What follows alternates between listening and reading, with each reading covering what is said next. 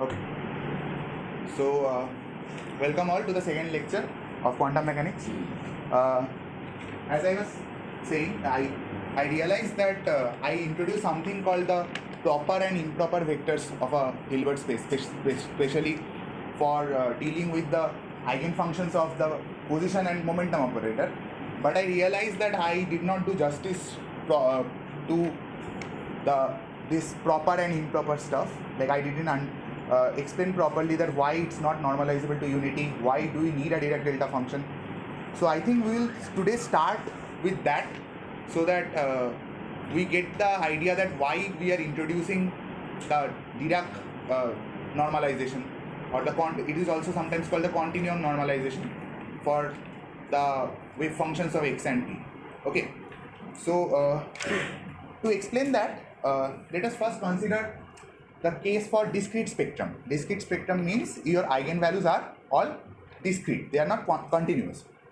So if your eigenvalues are if your spectrum is discrete, then what would happen is your eigenvalues will be like E1, E2, and so on and so forth.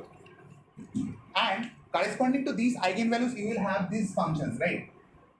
Psi1, Psi2, and so on. Now these eigenfunctions, can someone give me an example? You all have encountered of eigenfunctions like these, like eigenfunctions where you can label them discretely, or the energies of.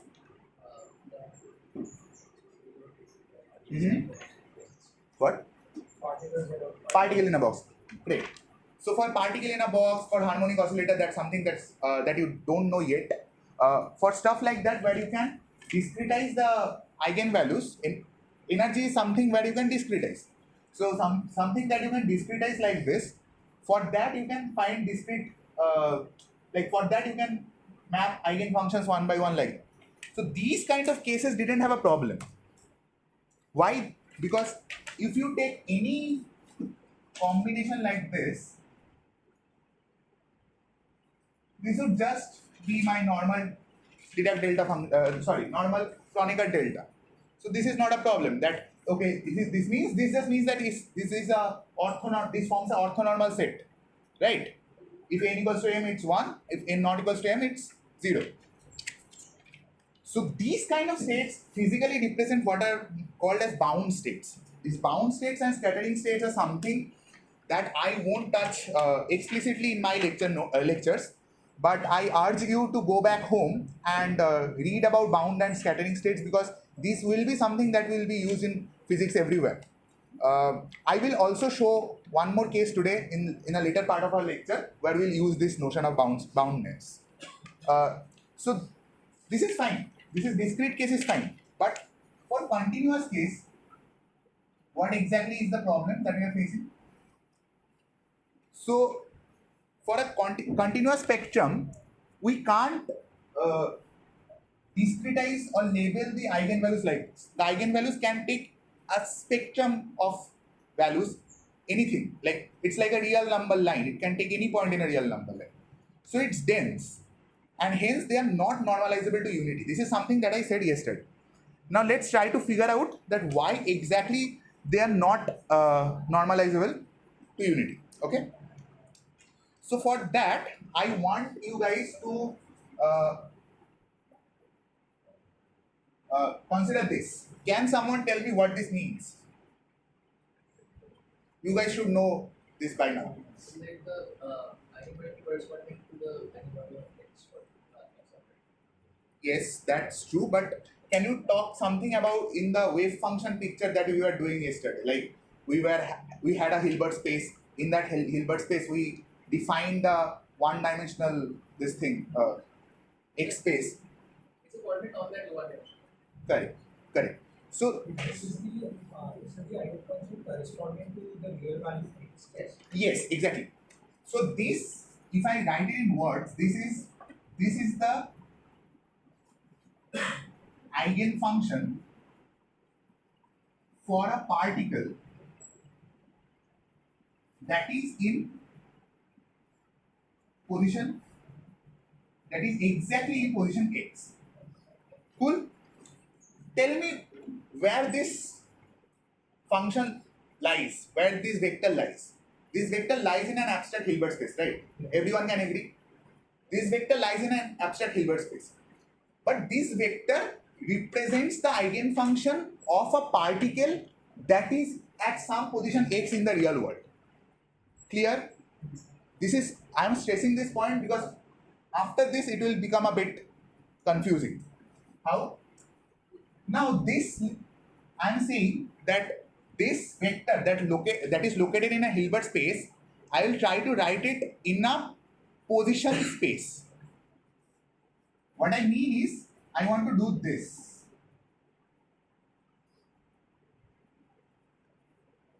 Take a moment to think about it. What does this mean? This means you have this wave function psi x that denotes the wave function of, you have this vector psi x that denotes the state of a particle that is at position x in the real world. And you are writing it in this basis, the x prime basis, that is also a position basis. There's a subtlety here. Did you guys understand? This means the particle is at position x and I am writing the wave function of that particle. So this vector, this state is in some abstract Hilbert space. That is this psi x. But what I am doing is, I am taking the component of that abstract vector in the position basis. Did everyone understand it? Yeah.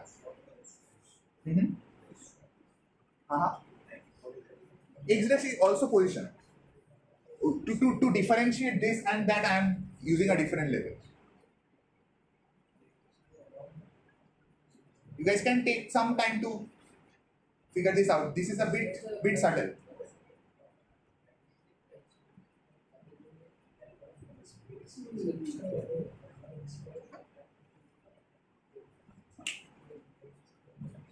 Another position here. Yes.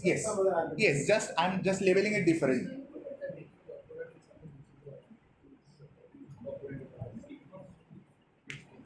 Basically, it is changing the distance. Exactly.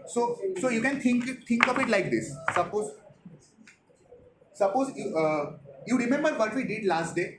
We had some psi like this, and we defined the momentum one-dimensional omega space. Yeah. X prime is also position basis. Position basis, yes. Like explain the specific position in some other positions. Right? No, X prime is the basis. X prime is a general index that determines the basis of position. What does this inner product mean? I'll explain. This inner product basically means, okay. So you remember that there was some abstract vector psi, and we had defined the one-dimensional omega space, and then we constructed this psi in this omega space. Do you remember how did we construct that? We constructed it by doing this, right? Do you remember? We did this. And we did this for all points omega, such that this gave me a continuous function in omega space. And we wrote that to be, this. Clear till now? It is exactly the same thing. We have this. This means this is the wave function that determines that the particle is at x position. Then I am defining a one-dimensional position space x prime. And in this position space x prime, how will this look like? This will look like this.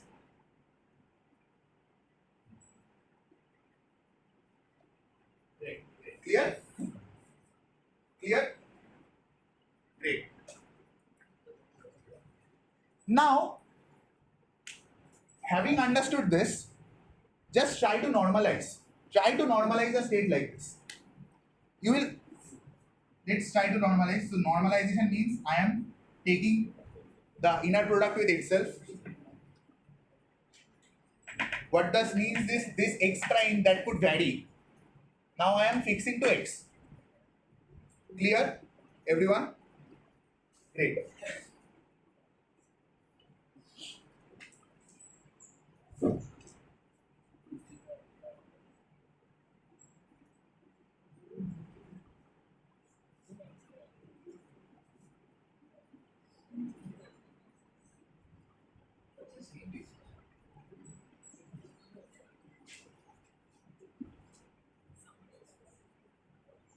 Yeah, people who were present in my last class, they should not have a problem with this statement.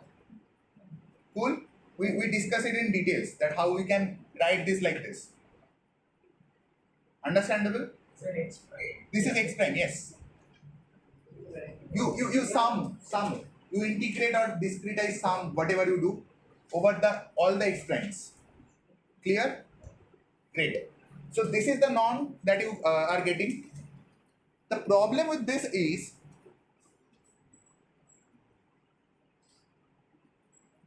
let me write one more line. So this is x prime x inner product square. Yeah. Okay. Cool. Now, if this thing has to be normalized, if this kind of a state has to be normalized, then this thing should equate to 1. Right?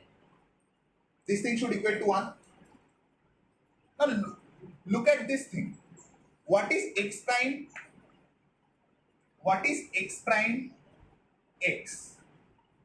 This is 0 for all x prime not equal to x. Correct? Correct? Yeah. But we don't know what this is. Like we don't know what this is for x prime equals x. Like that's the point that we will be trying to find out. We don't know what this is. If it were 1, then we could just say that okay, this is the normal discrete case normalization. But this is not equal to 1. So that is the point that we are trying to meet. Now why this is not equal to 1? Let's see. So I said that x prime, I said the projection of x on x prime will be 0 for all x prime not equal to x. Right? So this integral should give me 0 everywhere except for this at this point. Now consider it was some finite value r.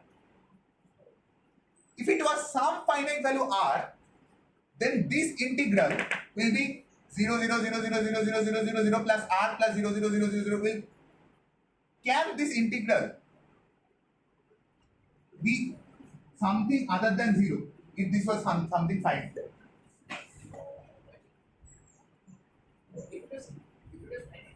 If it is finite, if this was a finite point, then if you take the area under this curve, what is this curve? Curve is just a point. So if you take the area under this curve, what will it be? 0, right? So this means that this thing here can't be finite. This has to be infinite. So this spike is an infinite spike at this point x prime equals to x.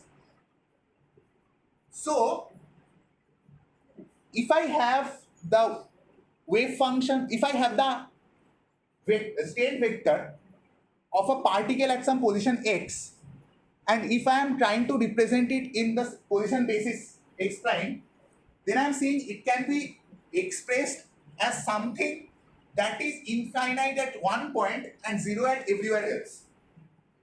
Now this kind of a thing is unknown to us till now. Like we knew L square, that was the space of all square integrable functions. No such square integrable function gives me this. So this is not something normal. So here we introduce something called the Dirac delta function. It's not exactly a function, it's a probability distribution, but in loose language we call it to be a function. So what's the definition of a Dirac delta function? delta x minus a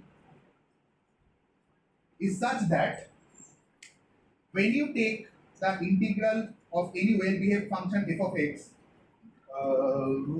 right, f of x delta x minus a dx, you get f of a. Cool. This is one point. Second point is delta x minus a equals 0 for all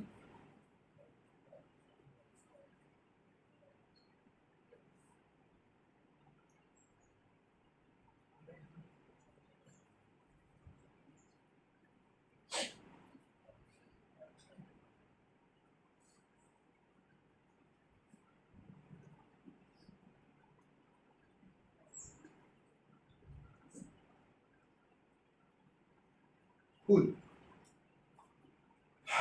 Now look at this. Does this spike function? This spike function is the wave function of particle at x written in x prime basis, right? Does this spike function exactly follow these steps, these properties? It does, right? It does. Everyone agrees? So I can just write that this equals this is a delta function like this. Cool. This is where how the delta function is introduced at the first place. Now,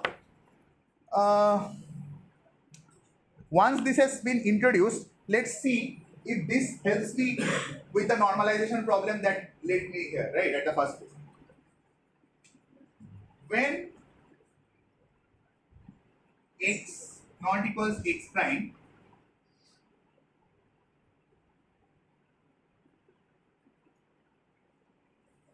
cool. So this is my orthogonality.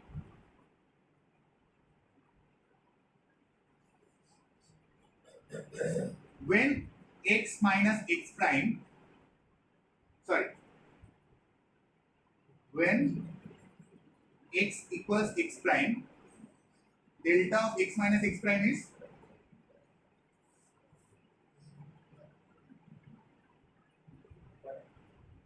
Okay.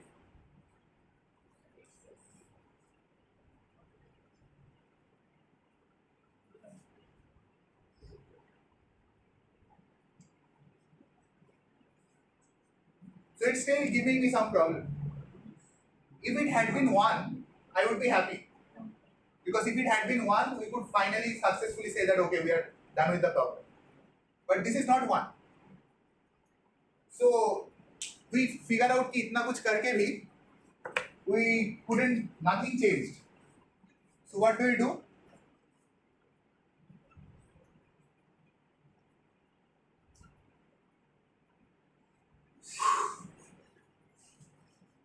We move on in our life, yes. So as we move on in our life, we'll see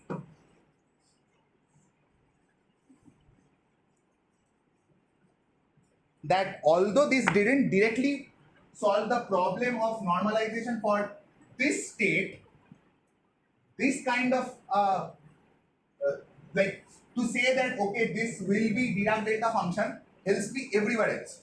How?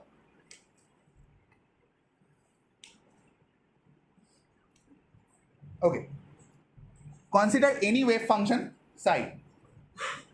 This psi can be written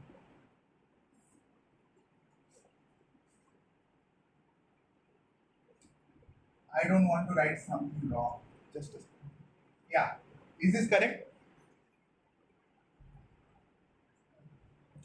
I want people to look at it. Is this correct? It's correct, right? I'm just expanding psi in a continuous basis. That's what we learned yesterday. Correct? Fine.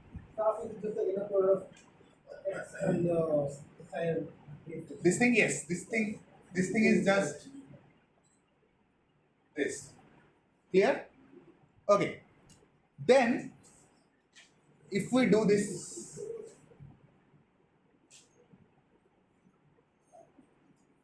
What do we get?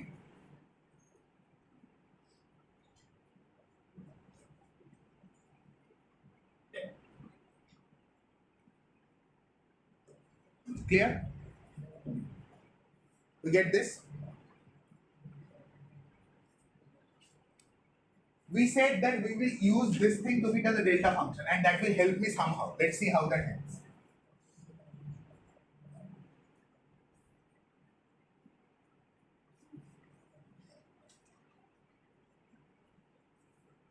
Clear?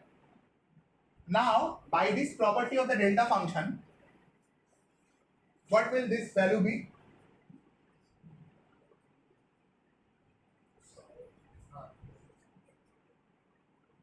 Makes sense? Makes physical sense? That you took a psi and you projected it in x prime basis. So this is exactly what you should get. Yes. And you are exactly getting this. Clear?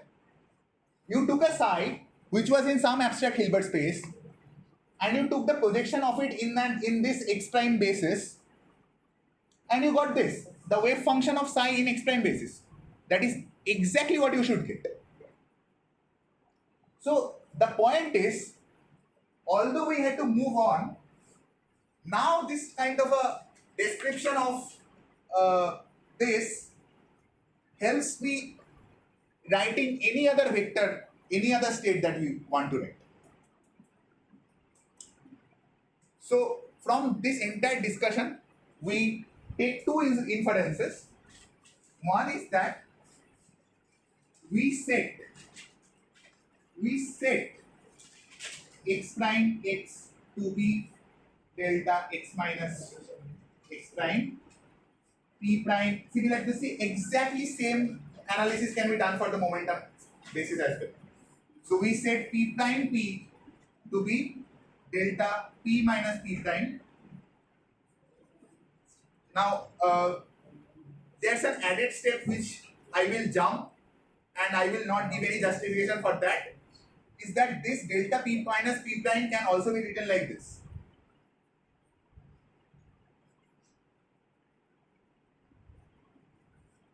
Where delta prime is the derivative of the delta function. Now delta function I said is not a function at the first place. Then how are you like calculating a derivative of a probability distribution? I won't go into the details. So the idea basically is the delta function can be seen as a limiting case of a Gaussian. So you take a Gaussian and you make it as small as possible. Yes, exactly. So you take that limit and the delta function can be seen as a limit of the Gaussian. So this somehow captures this thing. This is probably there in a lot of books. You can just see how to differentiate the delta function. The definition of a Gaussian is just another Gaussian. Exactly. So that's why this will also be a delta function itself. I note this. I do this thing delta to delta prime just to denote that okay, this was in p and this was in x. Yes.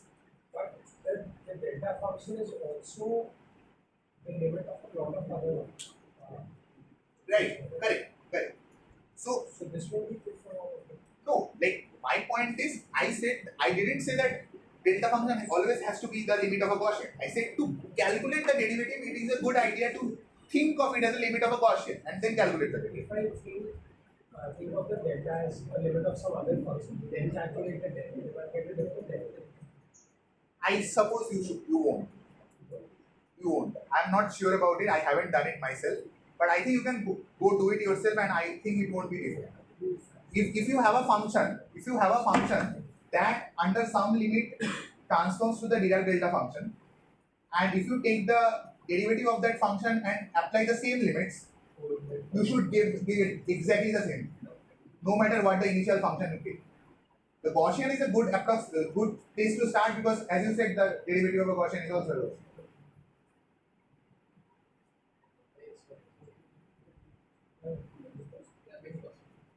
Yeah.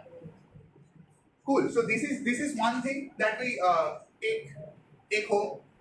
One more thing that we take home is that, as we saw, these things, x P. What does P mean? P mean the wave. Sorry, P means the vector that represents a particle that has exactly the momentum equals to. Cool. And that vector lies in some abstract Hilbert space.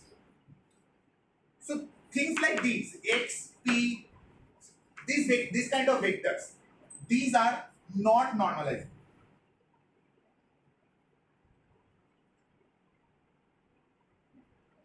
Or better to say, not normalizable to unit. These are not normalizable to unity. This means that these don't represent physical, like what to say. These don't represent physical, any physical condition. These are mathematical objects.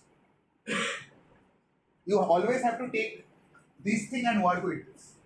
So we can't have any particular exactly one position. You can't have any particle with exactly one position, because having a particle at exactly one position means in the momentum space, the momentum uncertainty is infinite. But after measuring the position, that is what any wave function will collapse to. So wave function will exactly one position. So how is that not physically possible? Because after measuring x, that is what we. No, so then you understand. Taking an observer, every time you take that measurement at that x, you will get a range of t which is valid. And you can't get exactly at that value of it. So the point here is to say that vectors which are not normalizable to unity are generally not represented in physical life. Like they are mathematical objects. That's why I said that these are the improper vectors in the beginning. You said that you remember I said about proper and improper vectors. Some vectors that are square integrable and can be normalizable to unity are the proper vectors in my Hilbert space. And these kind of mathematical objects that I need, obviously I need. These are introduced just to make my theory robust. But these don't directly transform to an actual physical state. Like this means that this is the wave function of some particle to be exactly at some position x, which is not possible. Yes. After measuring the denominator of wave function is in this way. No, that's what Ryan was saying. That we take a average of. Like what Guru was asking, that you get that vector x. Now in that vector, if you create a number of that, you measure the position of the position, you will get a standard deviation that will be infinite. Yes. So you were saying that you cannot exactly you cannot have a wave function that is exactly one. Yeah. That's what. But we will get, because that was the question, that will be present to that x. It has to collapse exactly at one eigenvalue. At one eigenvalue. Yeah, but it does.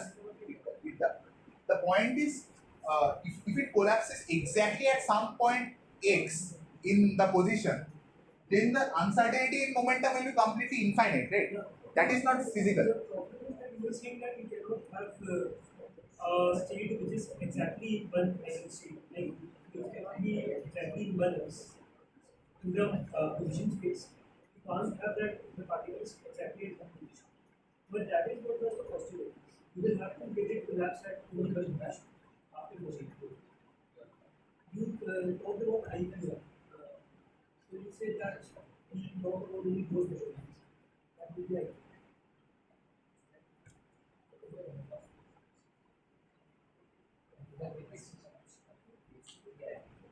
Okay, I'll get back to it.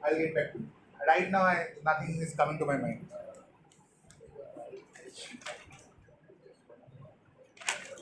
That's a good question.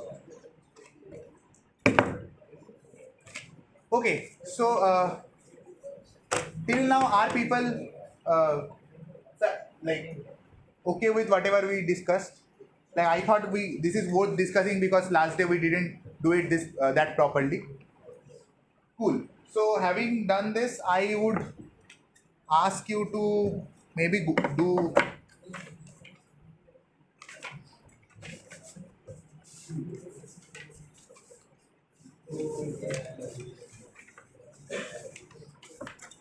Yeah, okay. So just for an warm up of whatever we did last day, I'm pretty sure Anshu has done enough of these things. But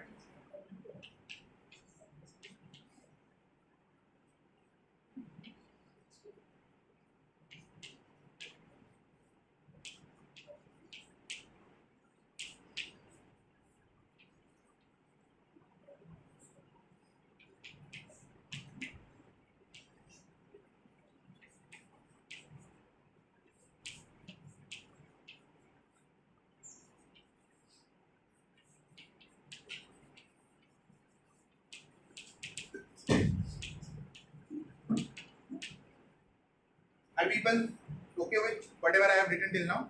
This is exactly what we have been discussing. Suppose I give you an initial state like this in position space.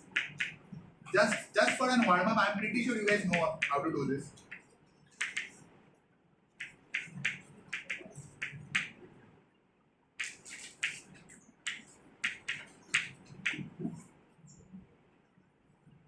You know how to find the normalization and all? How do we find the normalization?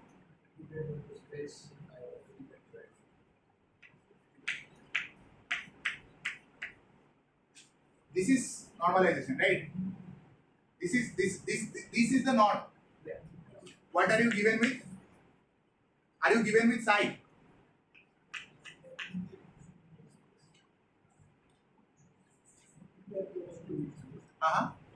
Yes. So you are given with this.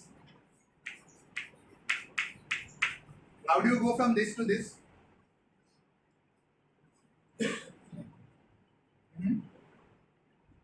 You guys should know this by now. Like we have done this multiple times. This multiplied by norm of x dx.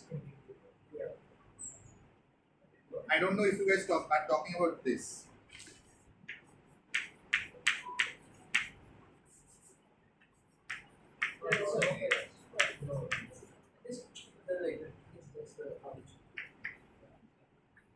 Yes? Here? What is this? You guys have to answer. You should know all this by now. I have been.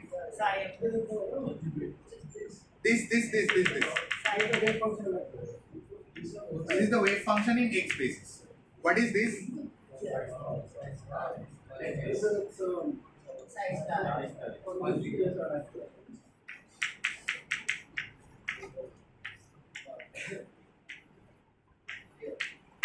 You got what you learned in UCI 101.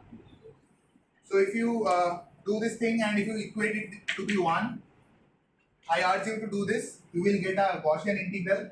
You know how to do Gaussian integrals. You guys should know because you had questions like this in UCI 101, right? So finally you get something like this.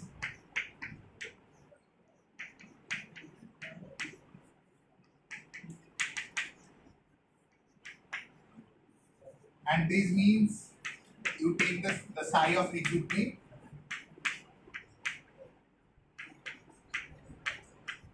by the way, this is just an exercise. I'm not teaching anything new. This is an exercise just to recap whatever we did last day. Just to know that you guys understood.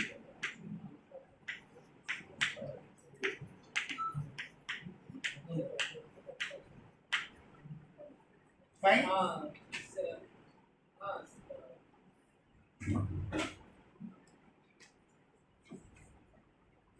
Cool. What will be the probability? What will be px?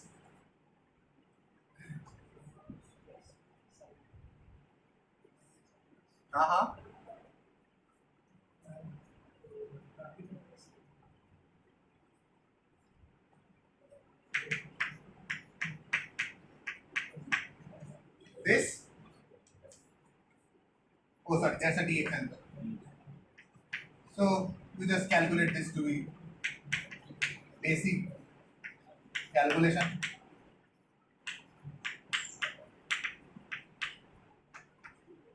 I might have done some mistake as well. Anyways, cool. So, will you guys be able to find out the expectation value and the fluctuation around the mean? Tell me how to do it. Expectation value of the position operator.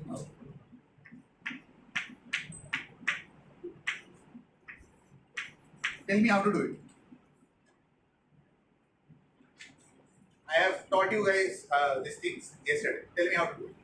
Then the integral size of evidence of side.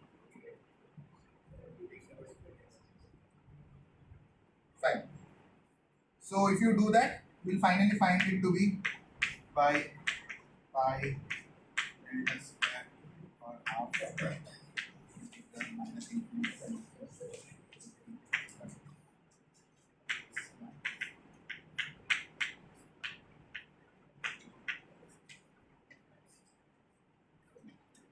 For people who couldn't get this, I'll tell you something. Ryan said something that you take psi. Okay, can we repeat what you just said? How you would calculate this thing? Yeah, side by x side. Mm-hmm.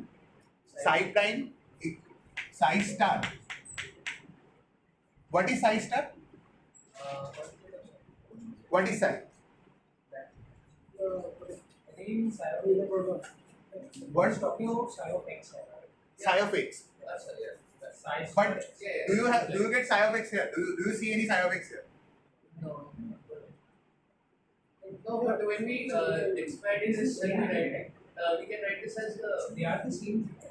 How are this the One same? is in the record space, one is in terms of Yes, so the formula for the expectation value says me this. yes. The formula for the expectation value doesn't say me this. okay. No, but like when you write this as an integral, Yes, exactly. That's the point. When we write it as an integral, then you write side x into conjugate of x side, right? That and those individually are psi x, right? So then you get. so the point here is x operating on psi. When you find this value in position basis,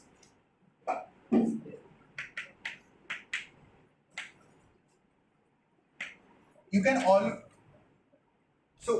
always insert a complete set of bases inside here. So when you insert a complete set of bases, what you do? You either multiply by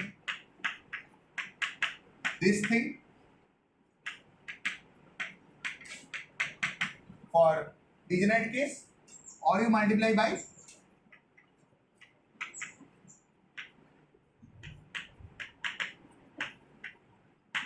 right. So you can always insert a complete set of bases inside here. So what would that look like? This, this, this, this, this.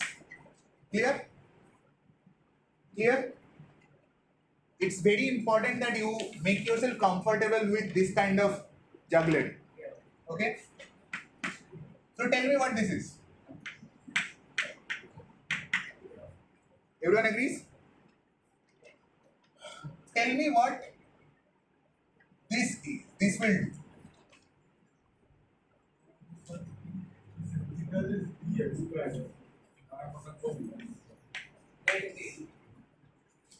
Tell me what this is. This should be a recap to all of you. You should know all these things. Like yesterday we did all this. What is this? Eigenvalue of capital X. Yes, exactly. So the eigenvalue of capital X is just x times this, and you have this, and there's this integral, and you have the expand. Right. Clear? Now this is just a number. So you have x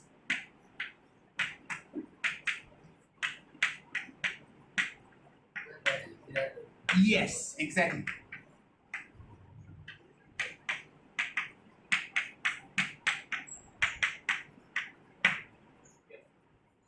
Now you see why we did all that, why we continued in our life even we had to move on. Great. So this thing will give me what? By this property. It will be psi of x prime x prime. X prime. Yeah, x prime. Sorry, I did something mistake. Yes. Now this is Oh, correct. sorry, yeah, psi x x. Now this is correct.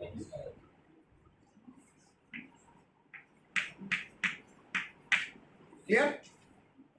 So this gives me this.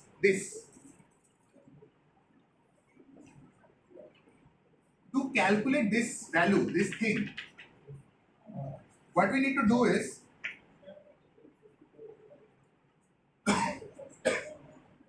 we know how to find out this. Okay. We know that if you operate x on some abstract state psi and find that thing in position basis, we know how it would look like. But we don't know when this side is also psi. So what we do? Again, the same thing that we have been doing here. We insert a complete basis here. So what will be?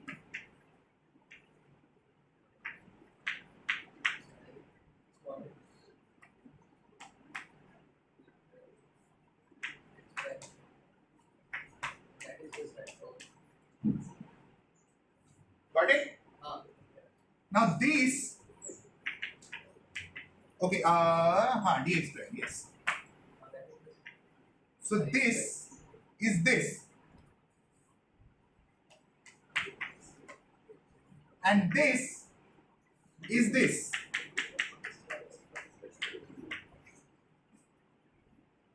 Now do you recognize this formula that you studied in UCI 101 to find out the expectation value of some operator?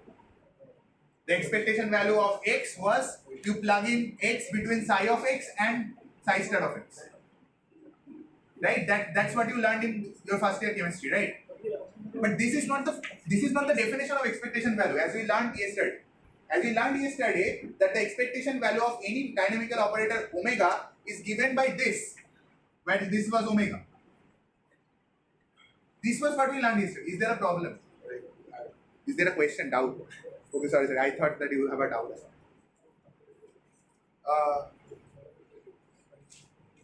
Yeah, you can ask if there's any doubt. So finally we found out the expectation value. You know how psi of x looks like. This is your psi of x. Okay, yeah. This is your psi of x. You plug in psi of x. You plug in psi star of x. What will be the psi star of x? Can someone just look at it and say what psi star of x will be? Psi star of x is x prime. Sorry. Oh, in this case. It will be just the same thing, right?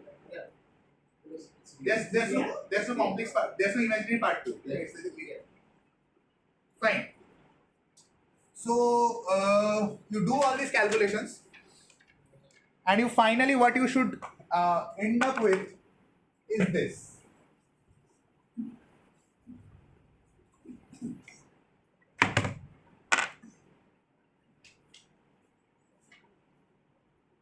The thing that I wrote here. Oh, I have already written. Yes, this thing. 1 by pi delta square. Okay? Yeah. Now, think I make this substitution.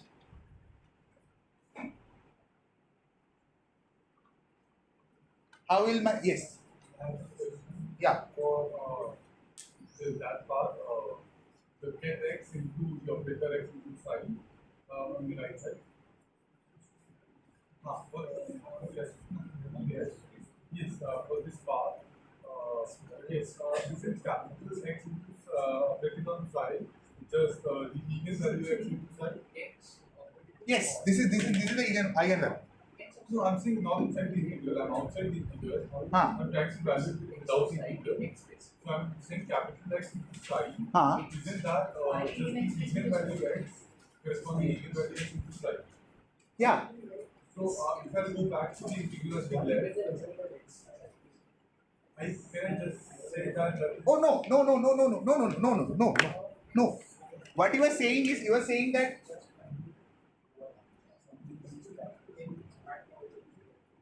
you are saying this, right? No, this is not. This is not correct.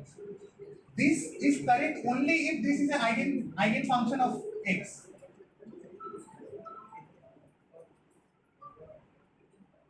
Do you get my point? This is an eigenvalue equation, right? In an eigenvalue equation, you have an operator, you have an eigenfunction of that operator, you have the corresponding eigenvalue and the same eigenfunction. Who told you that psi will be an eigenfunction? We don't know, right? So this is not correct. In fact, because we can't do this, that's why we had to inject this thing. Something that was an eigenvector of x, so that we can directly write it. Clear, everyone? Fine. If we make the substitution y equals to x minus a here, then the integral will just be, I don't know why I'm doing this.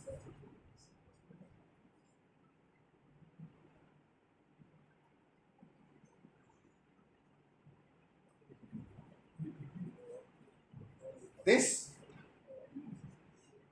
okay? This is a standard Gaussian integral. You can calculate it and it will be just a. Okay? So what this means is, you found out the expectation value of position operator for this state psi, which when written in x basis look like this.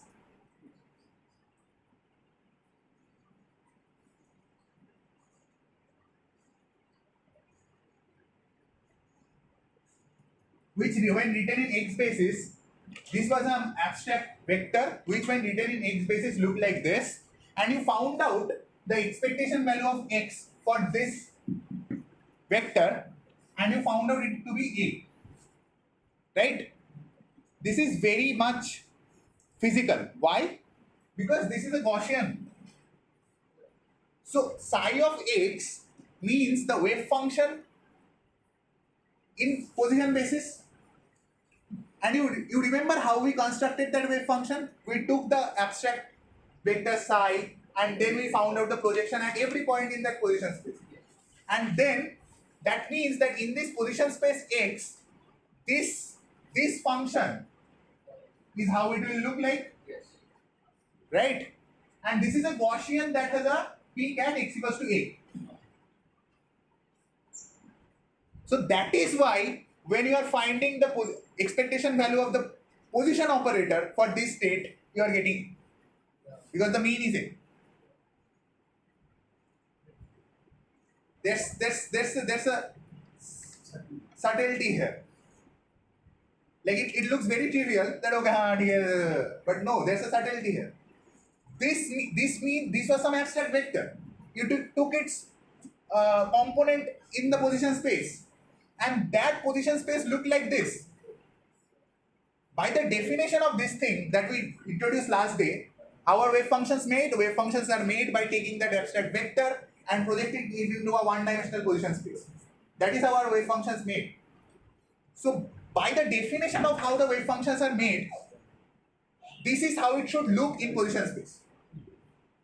And that is why when you found out the expectation value of position operator using this abstract vector, you got the thing to be having a mean exactly at a. Clear? Clear? I would urge you guys to please go back home and do this calculation.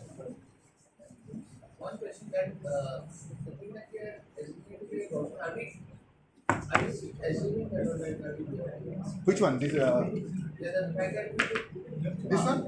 Yeah, this is given. I'm telling you that okay, my psi is such that in position space it looks like this. okay. Cool. Now I urge you to do this calculation. This is I have done. It should be there in my lecture notes as well.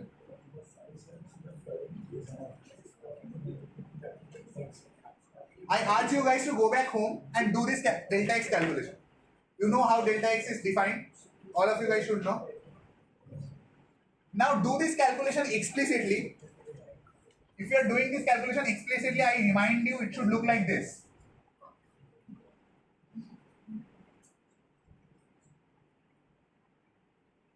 In fact, do this calculation and then find the root of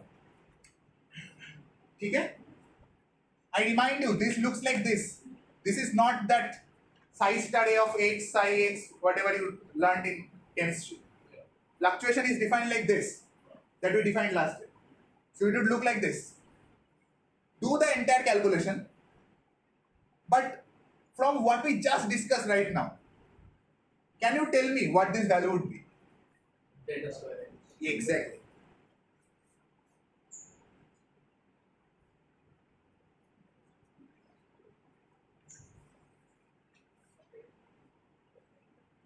Like you divide it Oh, but from the Gaussian. Yeah. In the Gaussian, this is given by sigma square. Okay? This is the spread. Cool? Fine. I wanted to do this. I wanted to do this exercise so that you guys get the feel of that how to take the wave function from the abstract space to something. This is done. We will go to the fourth postulate finally. If anyone has a question, yes, please. About capital X size not the even it is not the eigenvector of capital X over there. Yeah. But our small x actually that is Eigenvectors of x, yes. yes that Yes. is. So we do not need to do this integral because where we have capital X prime, sorry, the graph X prime into capital X into psi. X again. It's talking about third column. No, second column. This side or this? Second column. This one? No, below this. Okay. This one. So you've got the bra X prime. Bra x prime, yes. Capital X inside, right? Yes. So this bra X prime capital X Yeah.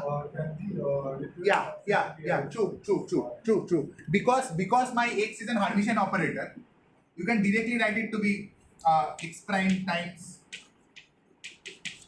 This you are talking about, right? Yes, you can always write it. Because it's an Hermitian operator, it will operate this side and that side exactly the same. Cool?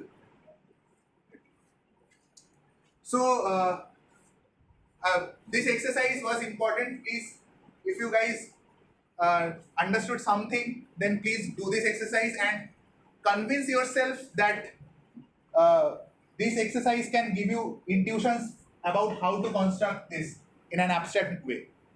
Okay? Okay, fine.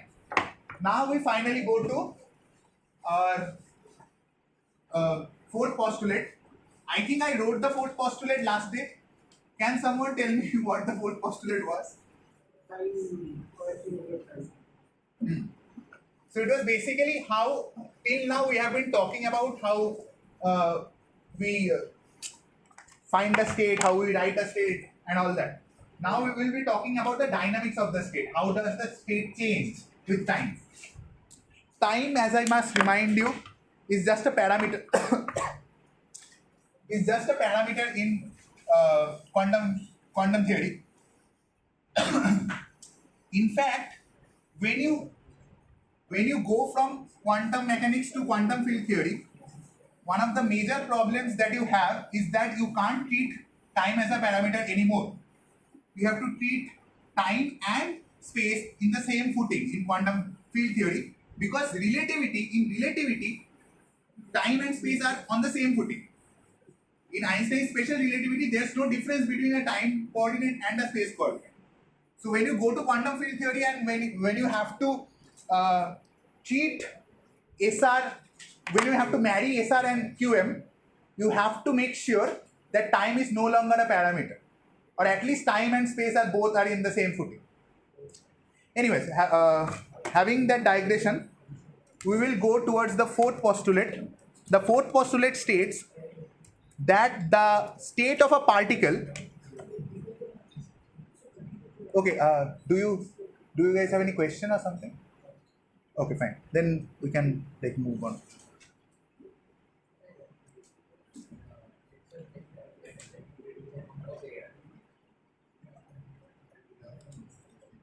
Just a second, guys. Yeah. Okay, fine. So I told you that the state of a system will change according to the Schrodinger's equation. And Schrodinger's equation is like this: I h cut d dt of psi is h psi. Cool? This is the Schrodinger's equation, your favorite equation that you have been learning all day. Tell me what h is. It's H is a Hamilton. H is the Hamiltonian operator, right?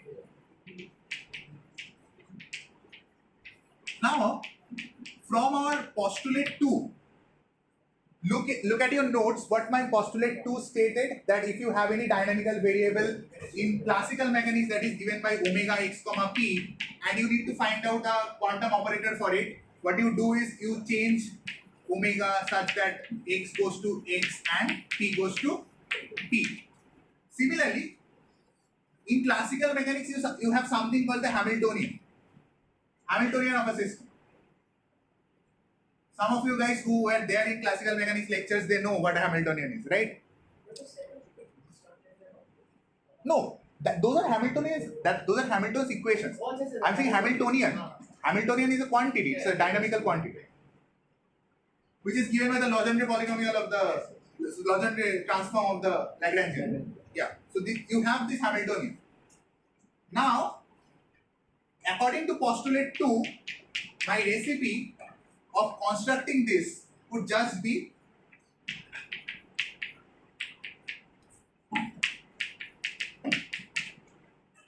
cool. I take the classical Hamiltonian and I change the x's to the x operators, p's to the p operators, and lo and behold, we have the Hamiltonian that we can directly put it in the Schrodinger's equation. So let me write something. This is the Hamiltonian of a simple harmonic oscillator.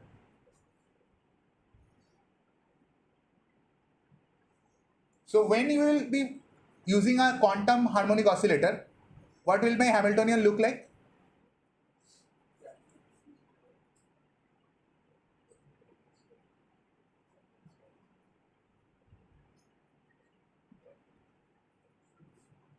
Cool? Great. Let me write a complicated one right now.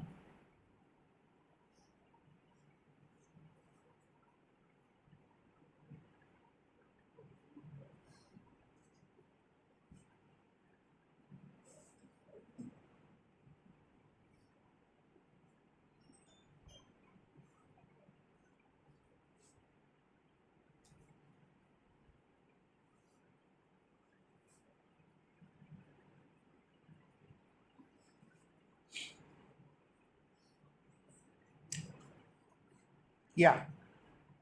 So I tell you that these are the dynamical variables. So what will be my quantum operator?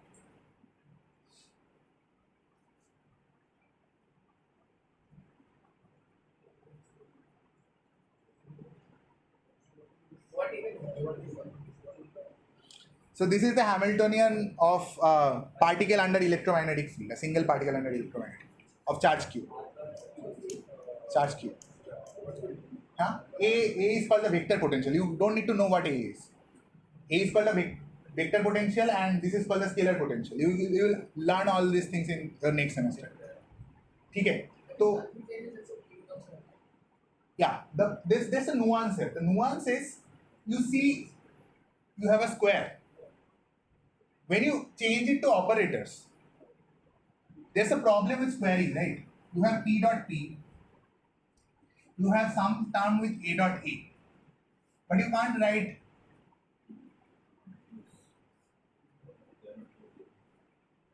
they don't commute. So you have to write, there will be one term like this, and there will be one term like this. That is the entire point that I was trying to make. That is just the point, nothing else. You don't have to see what this is. This is the point that, okay, whenever you are doing this swapping thingy, be careful of the complication that we were talking about. The complication that the first complication that we talked about. Cool.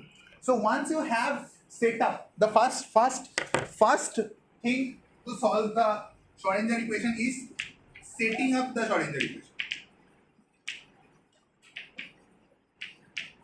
And you have set it up. Now what we'll be doing is we'll be doing a general approach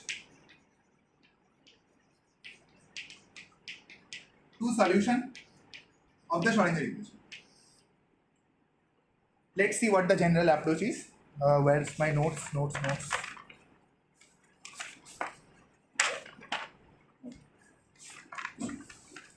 Sorry, just a second. Phew. Yep. Okay. So you have the Schrodinger equation like this: I h cut d psi dt is h psi. So the general approach would be this psi is a state that changes with time, right? It's a time dependent state. Cool. So the general approach would be I want to write this time dependent state as something like this.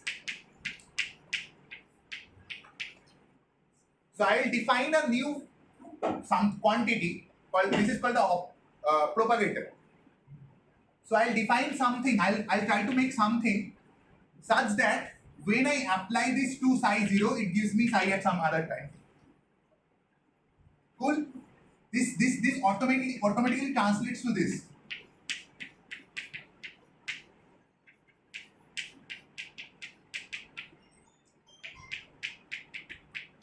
Do people agree that this automatically transfers like That is phi t. this is t, yeah, Yes. t. Because this propagation should only depend on the time interval, not on the absolute times. Why is that? Why would it depend on the absolute time? If my age is explicitly not time dependent. Think about it. If my age is explicitly time dependent, which you will get in very less cases in physics, and there's yeah, if age is explicitly not doesn't have an explicit time dependence, then this will be the case, right? We will not talk about what to do if age has explicit time dependence. Like generally what we do is we break it up into a part that has no explicit time dependence and a part that has explicit time dependence, and we solve it using some kind of an approximation method or something like that. There's a time series approximation method, Dyson series approximation method. This is comes under perturbation theory. So obviously we are not in any position to talk about perturbation theory right now. So for now we will say that okay, H is mine explicitly has no explicit time dependence. So my general scheme is I want to find some ut such that when applied it to my initial state, I can get the state at any other time. And how to get the initial state? Generally, when you solve classical mechanics problems, when you solve differential equations, you need the initial state, right? In quantum mechanics, in this case, you don't need the initial state because the initial state is directly given from the Schrodinger equation. You put it.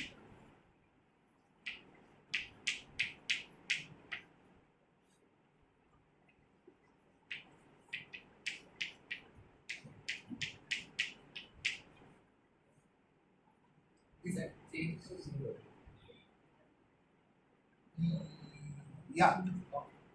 Yeah. Like what I'm trying to say is this initial state will be just this.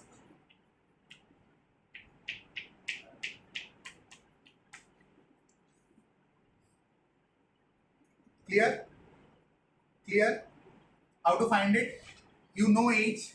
The first step was setting up the Schrodinger equation. In that you found out how to calculate H as a matrix, say.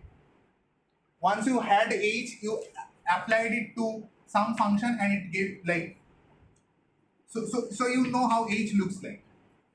And you have some function, like say this is F. So this is a differential equation in F. So you can just solve the differential equation in F and you will get this size, you will get this thing. Cool? Is everyone with me till now? So if you have psi of 0, the only thing that is required for us to know is this ut.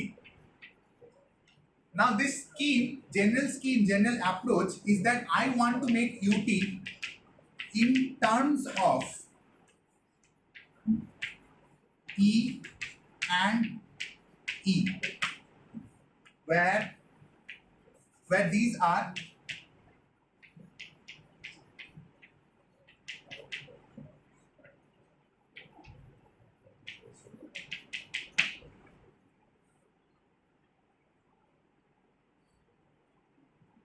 Like, don't use the unique initial condition or exception question. Then I want to get writing or the initial condition. yeah, you will still end up with a constant. Yeah, you will still end up with it's a one-dimensional differential equation. So while solving it, you need a constant. Yes, that's true. That's true. My point of saying it was that psi of 0, you didn't need to know psi of 0 by hand a priori from beginning. Psi of 0 you could find from this thing. We need something that's right. We need a constant. That's what he's saying. So on solving this differential equation, there will be a constant. Right? There needs to be some kind of a data because this is a one-dimensional this thing. So you need an initial state. That's right. Some way or the other, you need some constant. That's true. Okay, my point is you need to find out ut in terms of E and E. And E is the eigenvector of H and E is the eigenvalue of H. This is my approach. This is what I want to do. Now say you have solved this equation. This is popularly called as the time independent Schrodinger equation.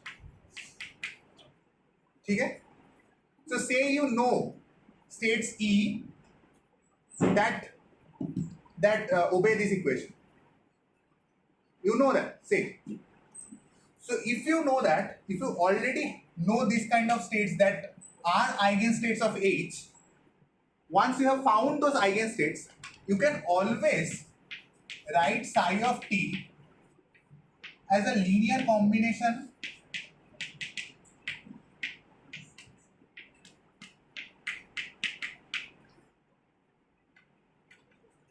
Did people get it? Psi of t is my vector in a Hilbert space. Initially my Hilbert space had some basis like this, and psi of 0 was somewhere here. After some time, this just rotates to some other vector. That is what it means to have a time evolution. So, because psi of t resides in that same space, once you have these eigenvectors, you can always write psi of t as a combination of this. This we have been doing from the beginning. The entire point is this. Okay, cool. So, let me write it like this. E of t. E. Just a notation.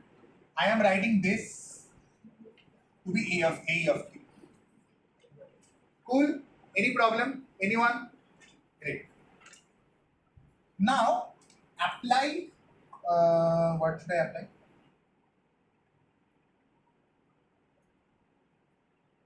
Okay, cool. You have I H dot del t minus H on psi of. You have psi of t. You apply this on this side of psi of t. Okay? Just trust the process right now.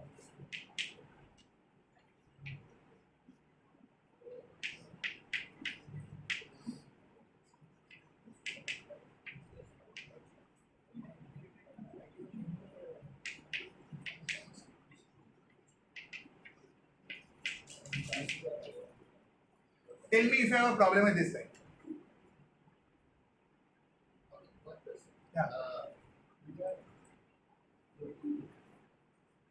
I don't, I can't get. We can, like, if you want time, then we can talk about it at the end also. Oh, it's a small question. Yeah. Just, how did we include the time to complete? Like, you don't H keys, you don't E. Oh, that's the point. This is completely different problem than this problem. That's what I'm saying. This is called the time independent. So my approach to solving the state is I would want to find something like this, and to find something like this, I would want it in terms of E and E. And these E and E are the eigenvalues and eigenvectors of capital H. So now I hop on to this problem. That let me find E such that HE is E. Cool? This is a part of the bigger picture, bigger scheme of things. Cool. So now I can always, suppose I have solved this. So I solved this, that means I know E, I know E. I know functions like this that satisfy this equation. Cool? So if I know that, then I can always write this as a linear combination like this. And I am just labeling this thing as this. Sorry, as this. Any problem till now? Now I am applying this operator on the state psi of t. Look at this thing. Do you have a problem how this came? Anyone? Everyone?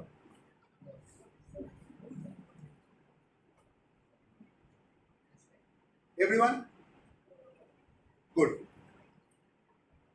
Now I will do a magic trick.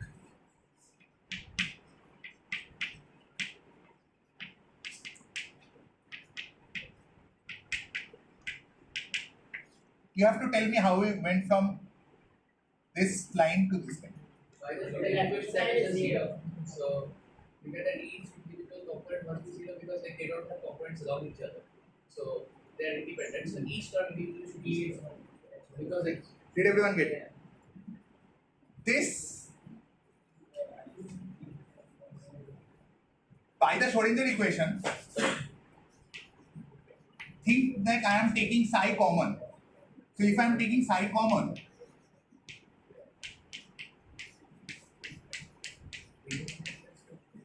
clear? So if this is 0, then this entire thing should be 0. Right? Now, these, I said, these are orthonormal eigenvectors of H. So these E's are an orthonormal set of eigenvectors that is also complete. So this serves as a basis. And if this is a basis, then they are linearly independent. And if you have a sum like this, which equates to 0, where all of them are linearly independent, then these coefficients should all go to 0. Clear? If this coefficient should all go to 0, then I H cut AE dot should be equal to A. So this, what this means is, now this is just a normal equation, like a differential equation. You have solved differential equations like this enough. What is the solution to it? Can someone tell me? E plus minus I E by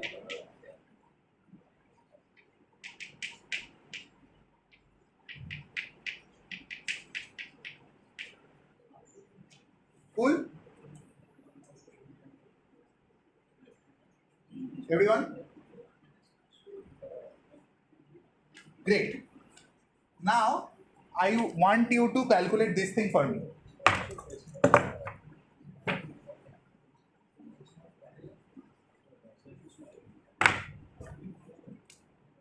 Calculate this.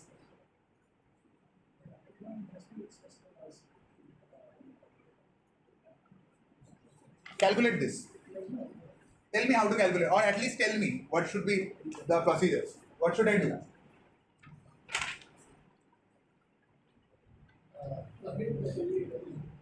Huh?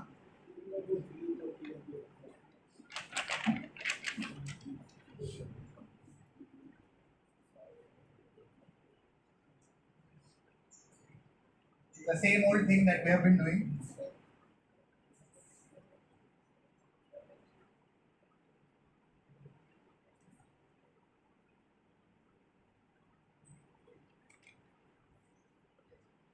Correct?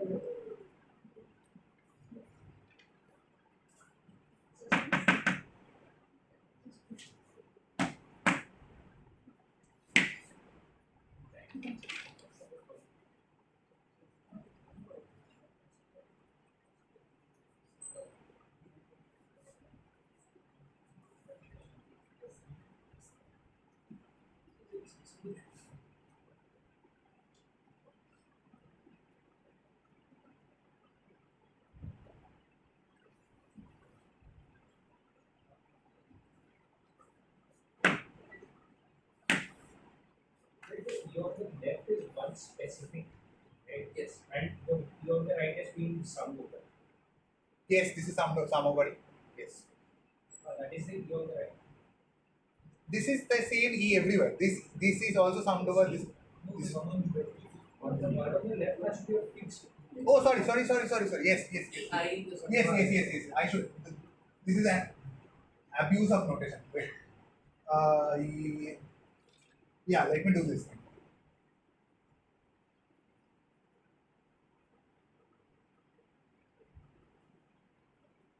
Yeah. This is fine. Yeah. Cool.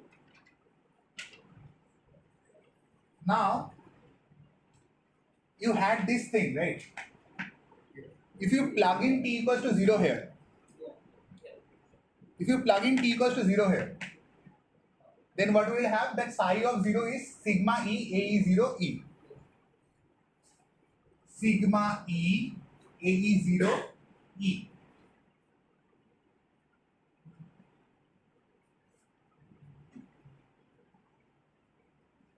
Sorry, sigma will not be there, na?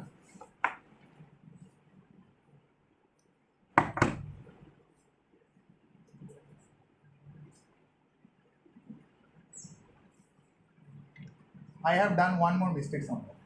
That would be that right. This one? Another one of the eight was in dash.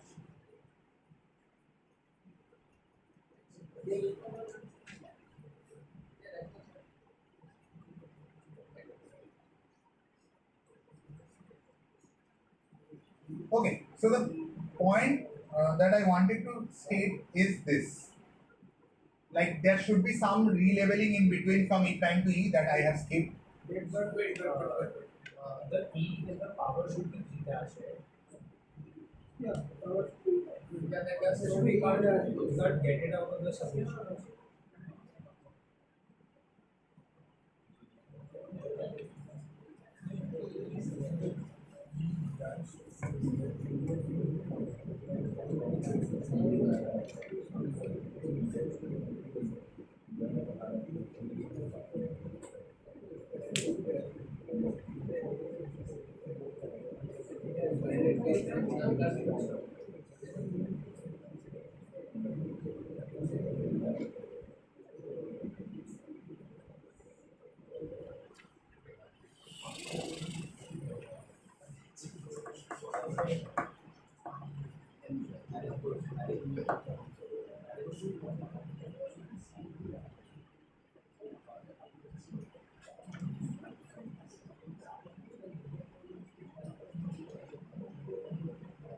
No, it's fine. We can take the A E prime 0 out of that and we'll get like inner product of E dash, which is E equals 0 for everything except for E, right?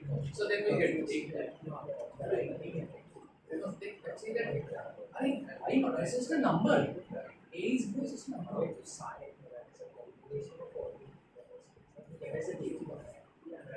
No. For all of Yeah, tell me. Tell me. that we can write. That step is fine. Okay. Then we can take out AE dash 0 out of the bracket. That we can take it out. Yes. And then we'll get E inner product with E dash, which is just 0 for everything except for E. E prime equals 2. And then we'll get that. But then we have to add up all the, And they're all 0. I know about that. We have to add, we have to sum the thing on the left over here. Like E, bracket of E and 5E. We want to sum that, right? Over all E. So we need to have two sums. No. We just express 5D as that thing. and then you do E of it. Yeah, do this for all to get this one. Oh, that's what you want. Yeah, yeah, that's the one. What? If you want to find 5T, he's saying that we have to do it for all Hmm. That is true. That is true. This is for one particular D, but we have to if you have to find this, you have to do a sum over all E sum E E, Yeah. and that time this will Yeah, come, have this. yeah.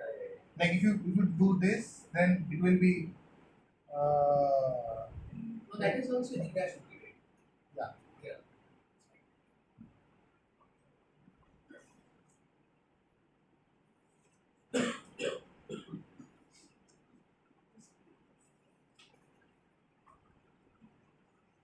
Yeah. Here it is a sum over all such E's.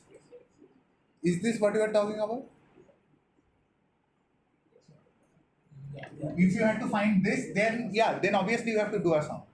But if you are finding it at some particular E, then this is that particular E. Is this clear? Thank you, Ram. Thank you. Yeah. Any other question? The thing that we will do, the Yeah. function A of E, Yeah. wasn't that just E, the inner product of E and psi of T by definition? Why we will use this? Which one? Which one? Which one? Sort of E psi, E inner product psi of T is equal to A of I. It is A of 0 and A of 0 is just Yeah, but I was doing this because I wanted to produce this result. That's all. you can't really directly do that by the definition of what you're finding. By the definition of E of psi of T. E, I didn't get it. we have the function A of T, which is actually just the inner product that we don't care. And A of 0, we just put 0 as. We've already found out E. No, that's the point, huh? Matlab, you are saying AE of 0. E, inner product psi. That we are using. That we used in the definition. That we used in the derivation. See this. Why want it in terms of I E0, not Ah. E0. That's all.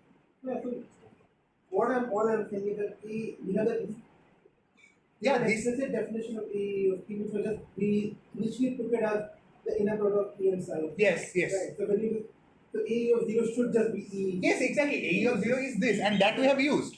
See, where we have used this.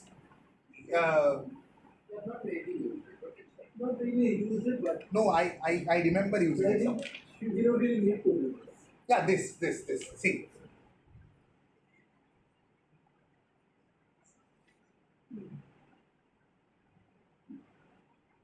Yep. There was a sum also here, huh? Clear? We have used that. There was a sum over E psi 0. What? Sorry. Yeah, yeah. Sorry, I wrote it. Yeah, I think I wrote. Yeah, we basically use this same thing. Yeah, we plugged 0 here, and we wrote here, and we changed, like we substituted this to be psi of 0. So we used that. We used exactly what you were saying. Did I answer your question? I'm just saying the first two lines you don't really need it. Because it's directly wrong from Okay. Fine. So this is a result that I needed to derive. One more result that I want to derive is this. I won't derive it because this is obvious.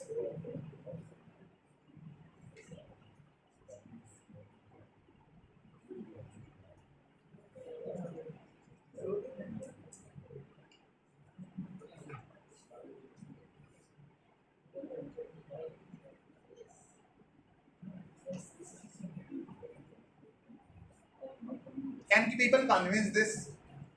Can people convince themselves that UT would be this thing from this result that we got? Think about it. Yeah. Clear? You have this result, then you take a sum on all energies, and that will give you the state like this. and this ut we define to be something that takes from this to this. So just by comparison, you can see that ut should look like this. Yes. Clear? Fine. So this is for things where we have a non-degenerate spectrum, like all the E's are distinct from one another. What if we had a degenerate spectrum where these one single E, one single eigenvalue E might be encompassed by many states? What do you We do? have already done that. Yes, exactly. We have already done that. What we do is, we do this.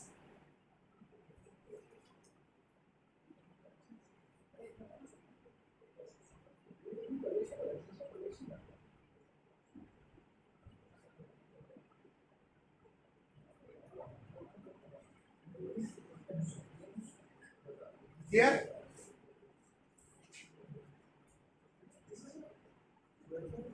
are people okay with it? Please take some time to think about it. This is the case for degenerate spectrum.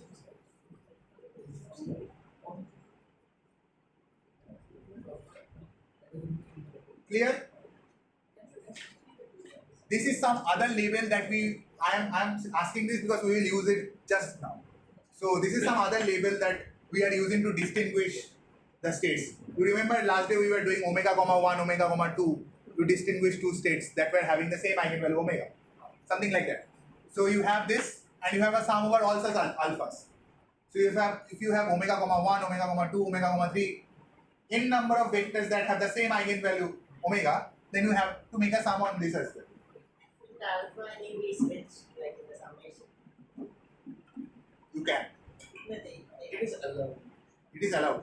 Like you are saying, can they be they switched? have to be there because the projection itself is E1 plus E2 plus As it's E3. allowed, he has written it. Yeah, like you can always do this. You can always do this. In fact, No, but for each E there could be different. So that is what this. Okay, so alpha is inside, right? That is it. Alpha is inside each of. Alpha should. You can't. oh right. But my point was you can always do this. Allah, you can always write. But yeah, technically it should be. You are right. Technically it should be alpha here, E here, because for all E you are summing over all the alphas that can give you that E. Right? That's the point you are trying to make, right? Yes. But they can be swapped. In fact, this is something that I didn't mention last day. When you are labeling this now, you generally label it with something called as a compatible observable with the same thing. So if you have some observable E, so you take some other compatible observable which has for which the commutator is 0. So you label using that. For example, I'll come to an example, explicit example, when you will understand. What do I mean by this compatible observable का labeling? ठीक है? Okay. Any question? Do you have a question? U of t that is that not an operation? So the U of t the value of that's not number. What kind of quantity is it? See, we call it the propagator. It is an operator. It is indeed an operator. It is called the time evolution operator. Time evolution operator is something that takes an initial state and takes that initial state to some other state at some other time. So this is indeed an operator. This is called the time evolution operator. It is also called the propagator.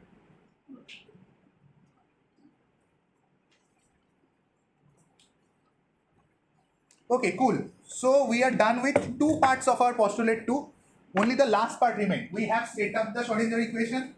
We know the general approach to solve the Schrodinger equation.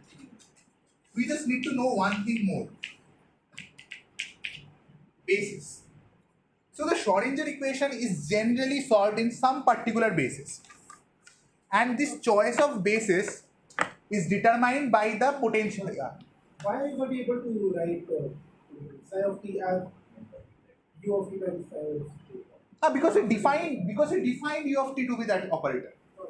We defined u of t to be that operator that takes my initial state and takes it to the final state. Cool. So the last part of Schrodinger's equation thing is this. Suppose you have some Hamiltonian H.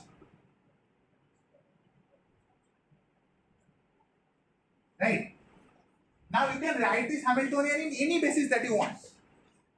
You can, a very obvious choice is to write it in X or P basis. Because if you write it in X basis, then the position operator will be diagonal. And if you write it in P basis, then the momentum operator will be diagonal. Yeah. Cool?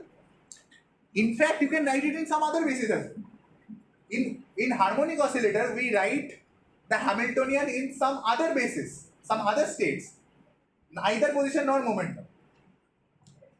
Any case, so the one thing about solving the Schrodinger equation is also to determine in which basis I am trying to solve the Schrodinger equation.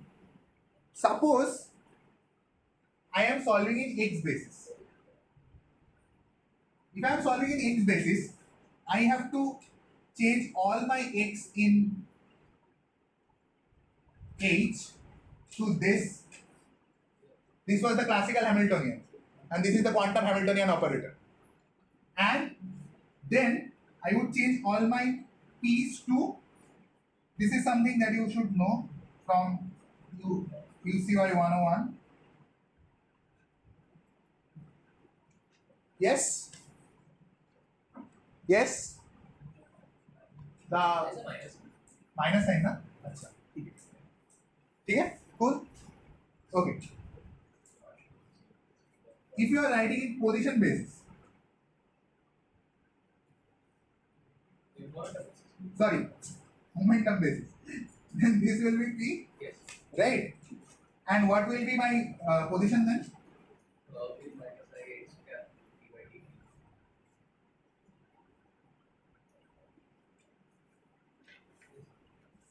These are canonically conjugate to each other, so that's what it should happen.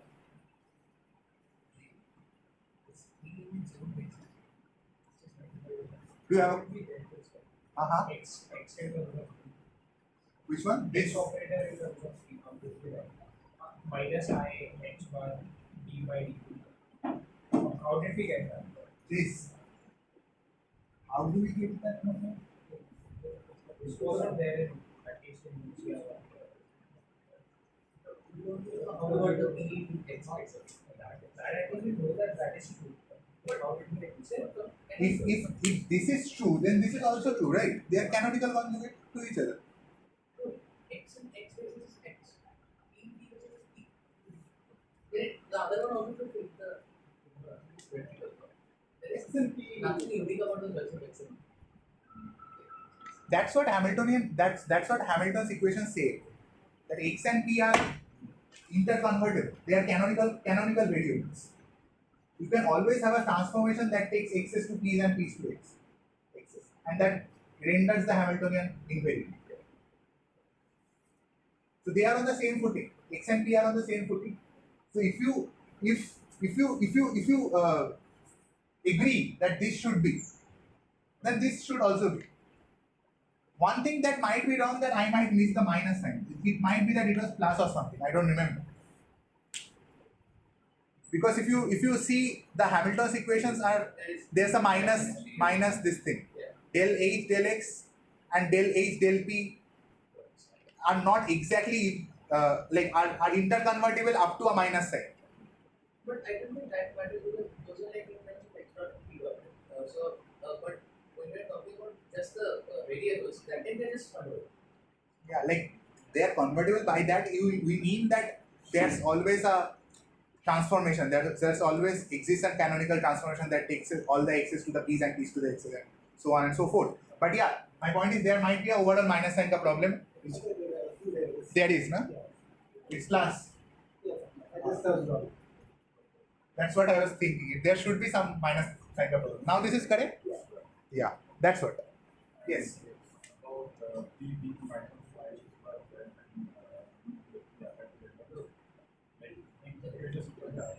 You guys were not explained why that was. No. problem is I have forgotten as well. If you want, I can explain it in the next. I can like read it up and make it. Just one question, like what property do we need just so that we can try it? You just need this.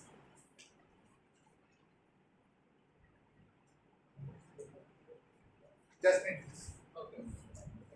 Literally, you just need this. What exactly I really hear about this? Uh-huh. I really hear what's it. So they were asking that how do we get that P is I minus I extra dp. So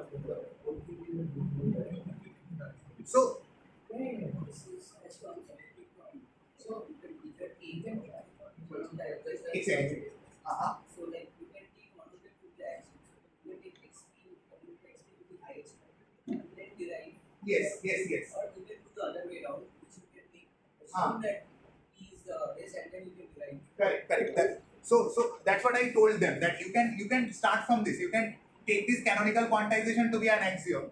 If you take the canonical quantization to be an axiom that position and momentum will always give me this commutator, then from there you will get this explicit form.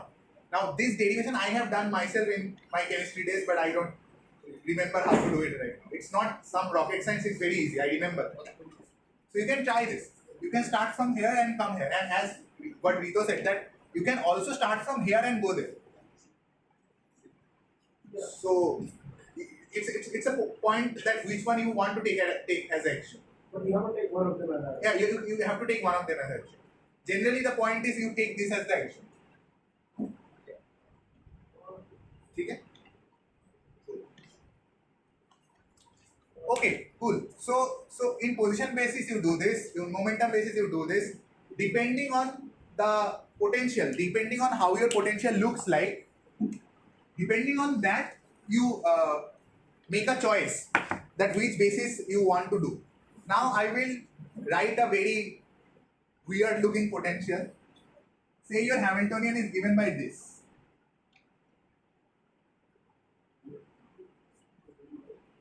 Sorry. Yeah, it's given by this. Can I declare what your party? Hyperbolic cos. That is cos, hyperbolic cos. Of position? Yeah. Why did I take a weird Hamiltonian like this? This is called the Paul-Stirrer Hamiltonian.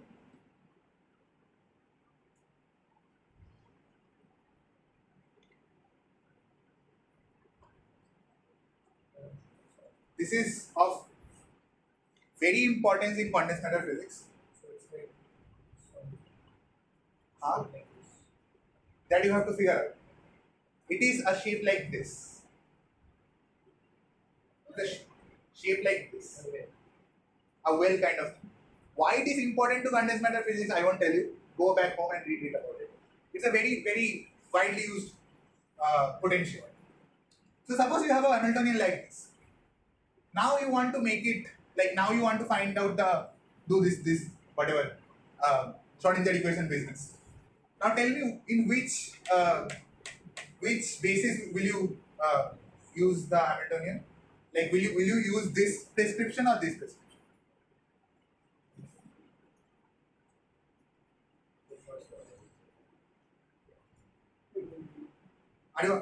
Is there a question? Are you able to understand? If it's fine, you are able to understand, right? Okay. So you have are you able to see from there? Yeah. So you have a complex Hamiltonian like this. So you can either express it in this basis or this basis. Which one will you choose? This one, right? Why? Because in this, x is just x. So you can directly substitute it to cos square x. But if you took this prescription, then you had to do this. What does that even mean? I don't know. I literally don't know. I literally don't know what it means to have an operator and then do the cos inverse, like hyperbolic cos of that operator, and I then think we probably need to do with the Taylor series of equations. you probably need to do that, or it means that when you apply this on some wave function, this function will apply on the eigenvalues of that function. Good? ठीक है? Understandable? the choice of basis kind of funda. Now, just to make the lectures a bit interesting, and just because I can, I have plotted these potentials in Python, and you guys can look at it once.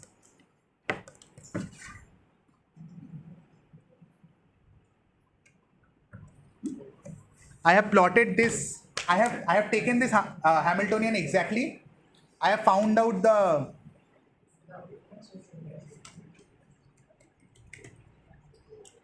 Give me 2 minutes, please. Just 2 minutes. Okay. I'll also send this notebook to everyone after the class so that you guys can do it in with the parameters and do whatever you want.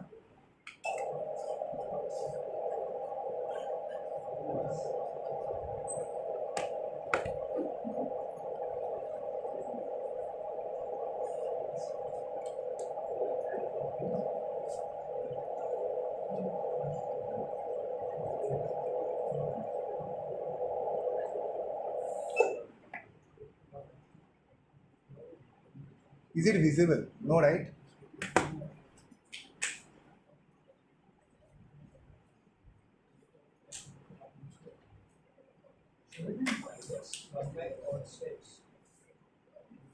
Minus? Like you searched up the poster. No. Because you said it should be a direct state. Minus 1 by cos minus. No. I'd say it is capital. Yeah, probably no, probably this is correct. Probably the simulation where I ran there, I took the like p factor to be a negative, so it gave me a okay. So this is a code. I have given it to AI and said to write comments. So it has written sweet comments to everything that I have done.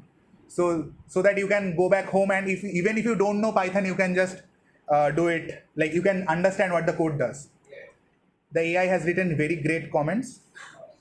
So this is the entire thing. This is the entire premise.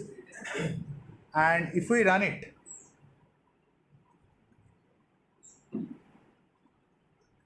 yeah, it should give me this.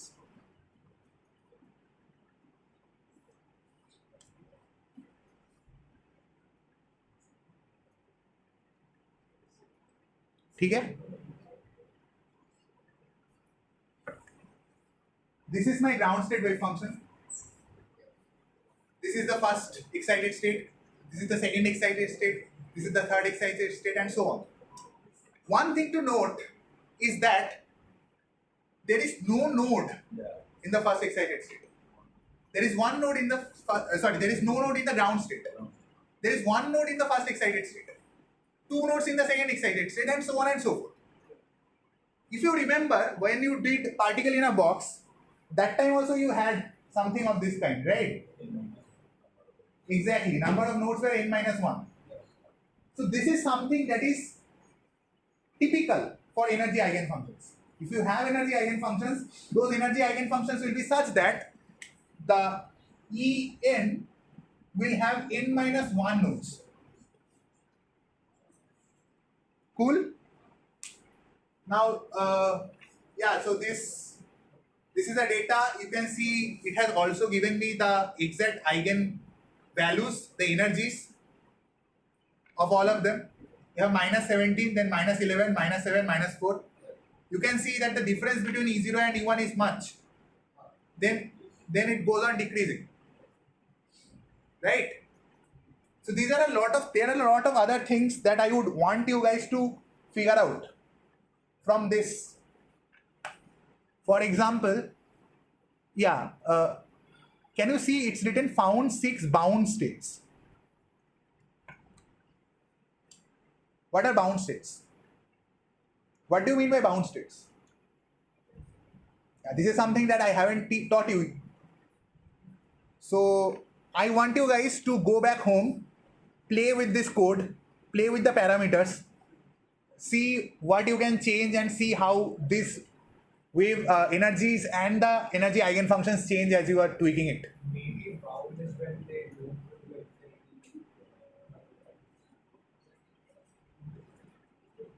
Go read about it in a bit more details. Bound and scattering.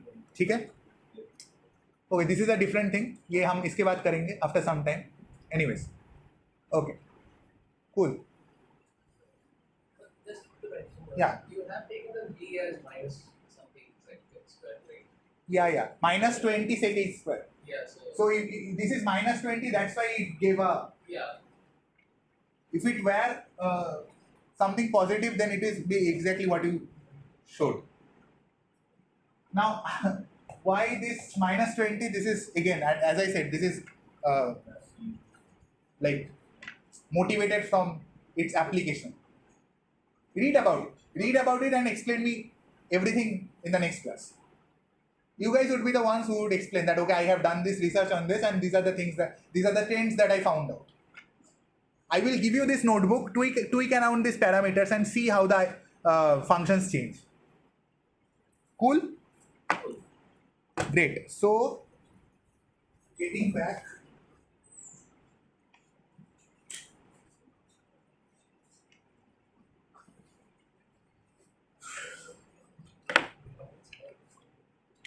I have one more simulation, and that is like a crazy simulation. So you would have to sit till the end to see that.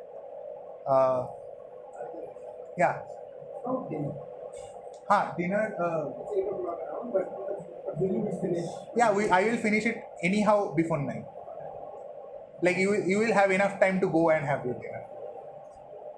Is that fine? I'm sorry. Okay. It's because you guys came late. Like I told it will start from 6. You guys came a bit late. So I had nothing to do. I'm so sorry. Okay. Yeah, I'll make sure that I complete it by 9.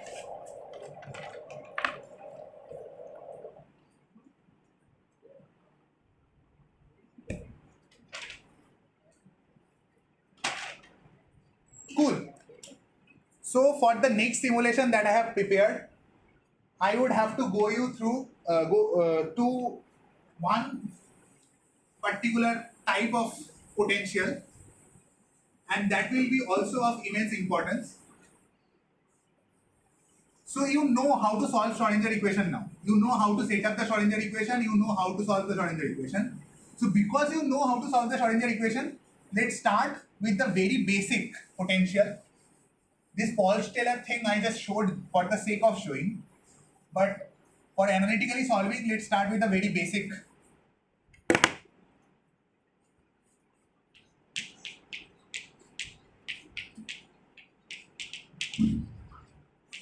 Okay, just one thing. Can someone give me a reminder on 8:30? Okay. Cool. So you have a free particle. For a free particle, what will be my Hamiltonian?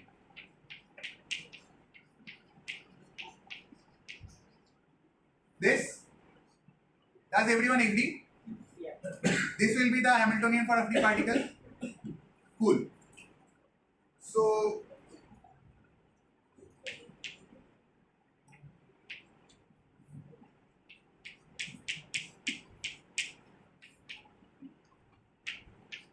just interrupt me at any point if you feel you don't understand.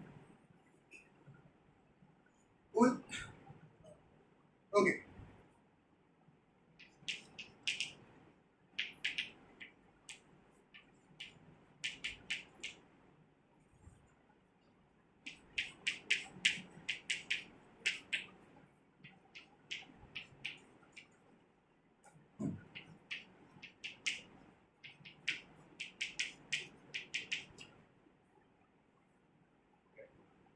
Basic stuff. Okay. So you have done the first thing. You have set up the Schrodinger equation. The second thing was in the general approach. In the general approach, you remember something that I wrote here, that you have to solve the time independent Schrodinger equation, and you have to explicitly find these things, eigenfunctions that go like that satisfy this equation, right? Okay. Now I want you to take a moment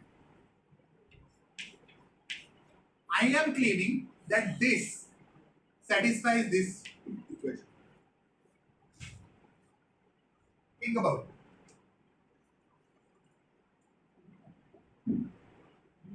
Yeah, obviously. Huh? Yeah, I am saying that you remember the general approach to solving our Schrodinger equation wala problem. There was a step that where we had to solve the time independent Schrodinger equation. What that meant was we had to find out eigenfunctions E such that, right? We had to find something like this. So my claim is that this solves the Schrodinger equation for this Hamiltonian. Yes. Does everyone? Everyone. How does everyone agree? I mean, this is not that trivial. Wait, B Okay. square by 2m has the eigenvalue. Uh-huh. It speaks like small b square by 2m has an eigenvalue. Then it's, yeah. Okay. Because the momentum of Exactly. So P is an eigenstate of P. P. Right?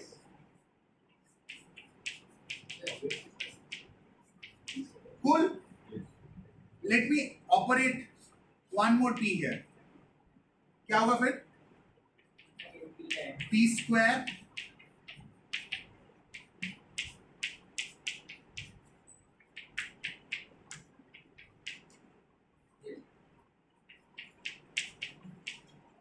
correct? Now just divide by 2m both sides. Correct? So this P is indeed an eigenstate of the Hamiltonian with eigenvalue P square by 2m. Clear? Good. If this is true, then I can write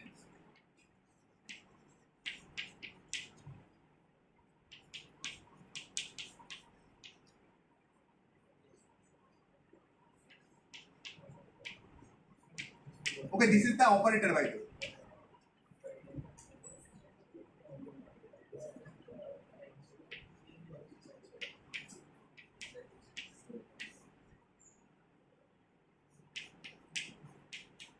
And this is an eigenvalue. Clear? I am just doing basic algebra here. Clear? 100%? Great. If this is true and P is not a null vector because P is a momentum eigenstate that we are using, so with in general it is not zero. So if it is not zero, then P square by 2m is equals to E. Then P equals to plus minus 2m E up. Is there a doubt there or something? Is there a doubt? Okay. So P is plus minus 2m E root over. Yeah? Correct? Now tell me this thing. If I denote my state by energy and momentum, then I have two states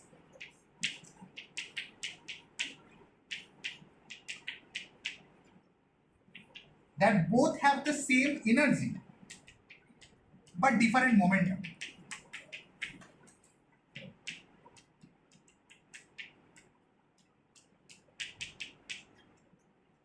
Correct? Correct? So I can see that for this kind of a Hamiltonian, my energy is doubly degenerate. My energy is a doubly degenerate quantity because for every energy I have a positive momentum case and a negative momentum case. Now this is very trivial classically also because okay fine, a particle moving here with P and a particle moving here with P will both have the same energy equals to P square by 2. What's something great about it? The great thing about it is that in quantum mechanics, this is also a state, na?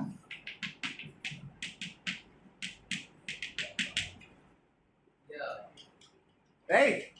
So in classical mechanics, a particle moving with energy E meant that okay, it can either go this side with E or go that side with E. But in quantum mechanics, it means that okay, it can also be a linear superposition of both of them. And total all have E. Yes, because this is your E plus, this is your E minus, and any vector in this plane will have the same energy E. Right? So any linear superposition like this will have the same energy. So in quantum mechanics, a free particle having energy E means it is going this side with probability alpha by alpha square plus beta square, and going this side with probability beta square by beta alpha square plus beta square. This is how quantum mechanics is different than classical mechanics. Clear? Cool? Great. So this I said just to order farm, but apart from this, let's get back to our original agenda. Our original agenda was to solve the Schrodinger equation, right? Great. So I'm rubbing it, but please keep a point of this. Anyways. So I have this energy eigenspace that is doubly degenerate, and I can write them, I can label them with this observable P to distinguish them. You remember there I was talking about some alpha, and that alpha has to be a compatible observable. There P is an example of a compatible observable with E, because EP is always U. Also, both can be specified as E is degenerate. E is degenerate, but P is non-degenerate. we need basically both to be specified at once, and we need that if one of them is degenerate, the other one should not. Yes. Now suppose P had been degenerate as well. What would we have done? Then we would have gone to another commuting observable that commutes with both P and P, and we would do this exercise till we get a non-degenerate observable. This is sometimes called the maximally set of commuting observables. Okay? So we will do this process till we get a state like this. Omega, lambda, gamma, da, da, da.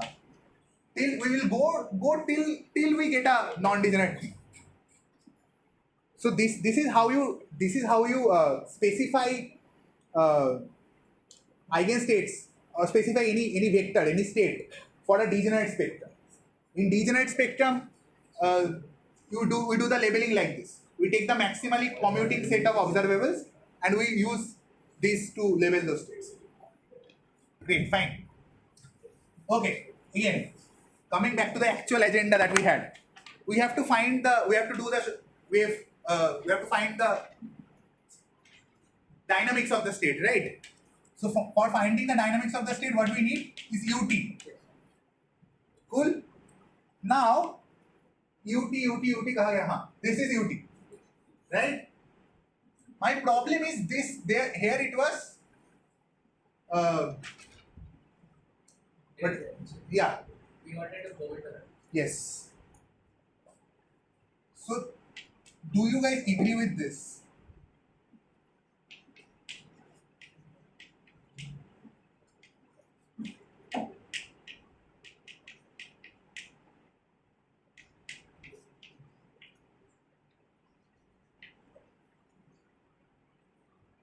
Clear? Where this means a state having energy capital E, having energy capital E of P. Where E of P is given just by P square by 2. Cool? Why did we go from energy to this thing? Momentum? Because momentum was non-degenerate, but energy was degenerate. Great.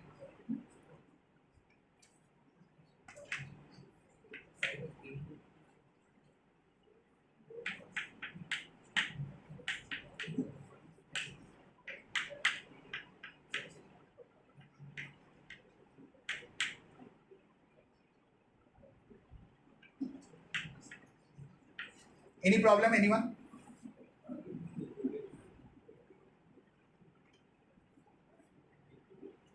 So u of t can be written like this. Yes. Now this is an exercise. Please write it down somewhere. If you want to learn quantum mechanics, do this. Prove that if we had written it in energy eigenbasis,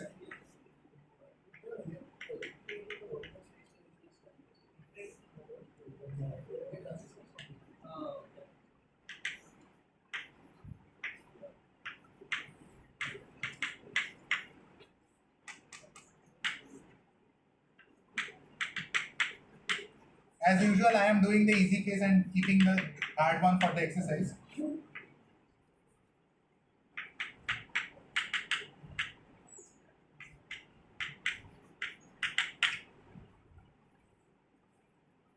This is an exercise that you need to do. That if you had found out the propagator in energy state only, it would have looked like this.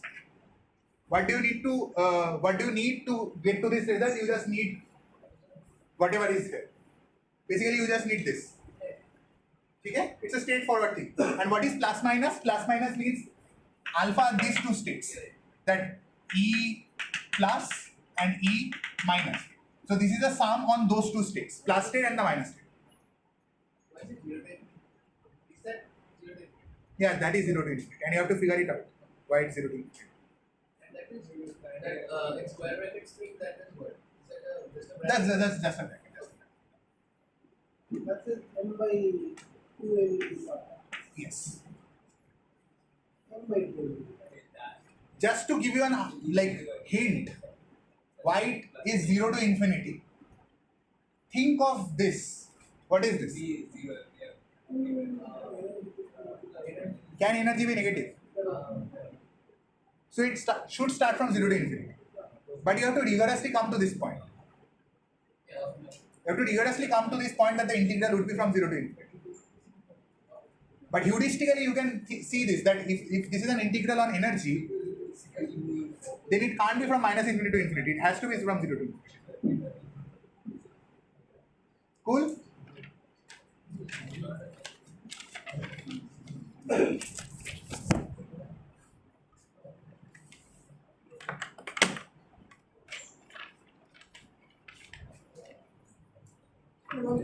Yeah. The momentum, how do you come to that?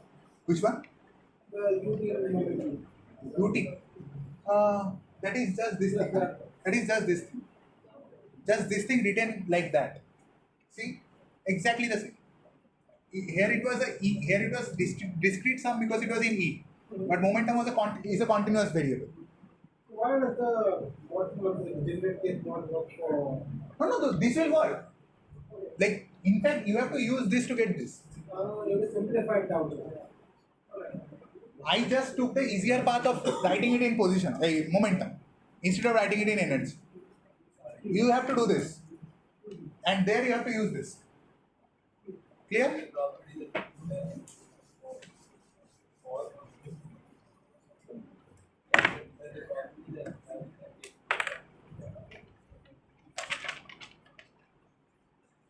Cool. So if you have this, I want to evaluate u of t explicitly in x spaces. ठीक है? u x t x prime. This is defined as the operator, the matrix element of operator, the x prime matrix element of the operator. Yeah. Clear? Great. So just plug things in. You will get minus infinity to infinity x b p x prime e to the power minus I p square by 2m.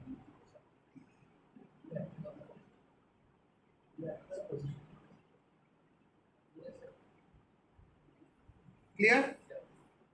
I just plugged this thing. हाँ ठीक है ना? What are the x and x? These are the position basis. X is to X is the position basis. So X, this means that you are finding the matrix element at x prime location. If you take a matrix and you in X basis at X prime position. no. It's like from going from x prime to x.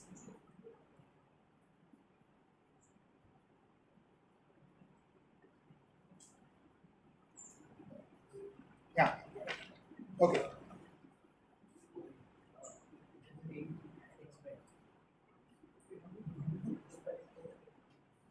Fine.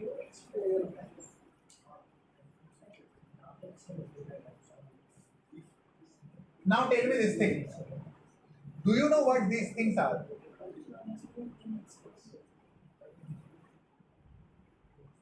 Do you know what these things are?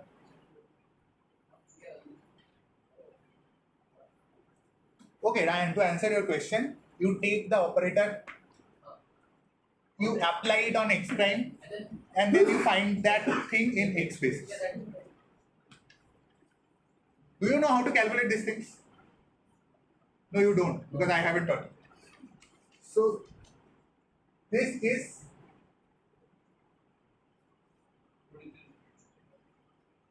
no, not Kronecker delta. Kronecker delta was for x and x prime.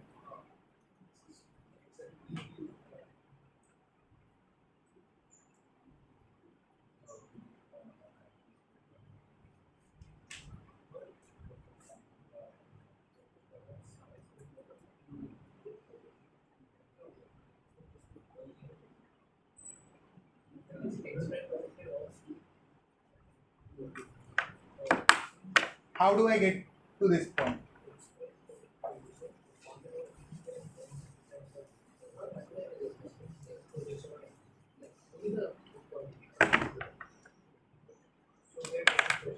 Tell me this thing. If you have the momentum operator, you applied it on some state psi, and you want to find that thing in position basis.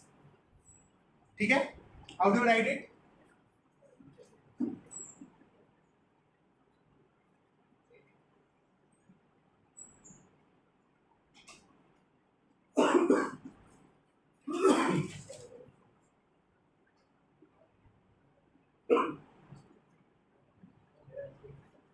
Clear? Clear?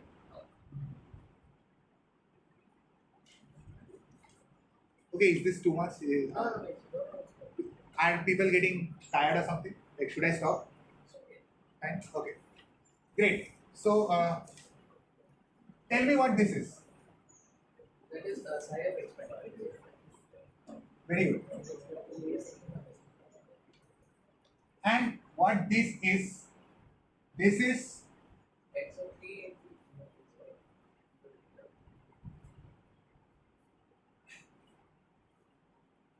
Oh,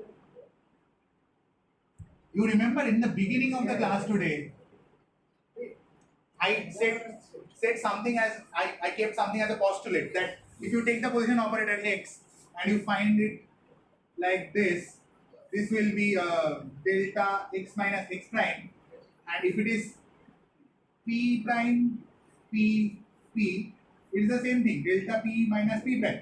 But if you are finding it in this basis, then it will be minus minus I h square. Wait, are we projecting x prime in t space, or are we applying p operator on x prime? We are applying p operator on x prime and then projecting it on the x axis. This is something that we fixed as a postulate in the beginning, right? Oh, cool. So if this you agree, this is also a delta function.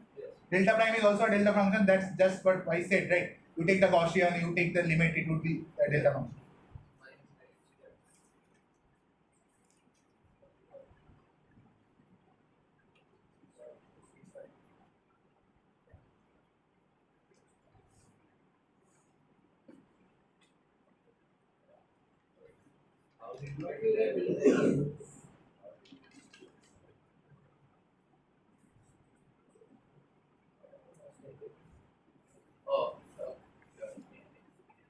ठीक है?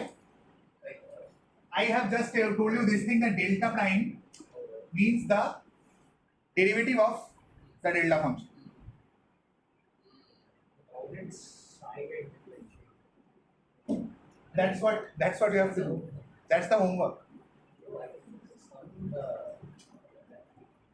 This thing, like when you use the shifting property of the delta function, you have to use that, and like basically what you need to do is there is the delta prime, right? Write delta prime as that limit h tends to 0, like the definition of derivative.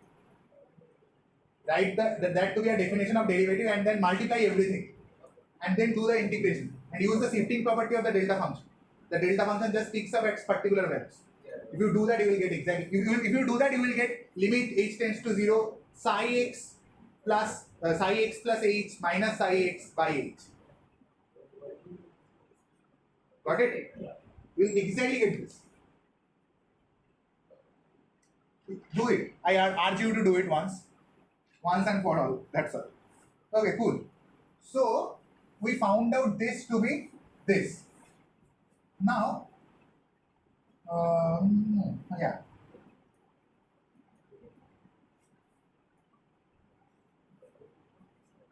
People agree this thing? This is just the momentum eigenvalue equation. You write it in x basis. Like you want to project it in x basis. So what you will do?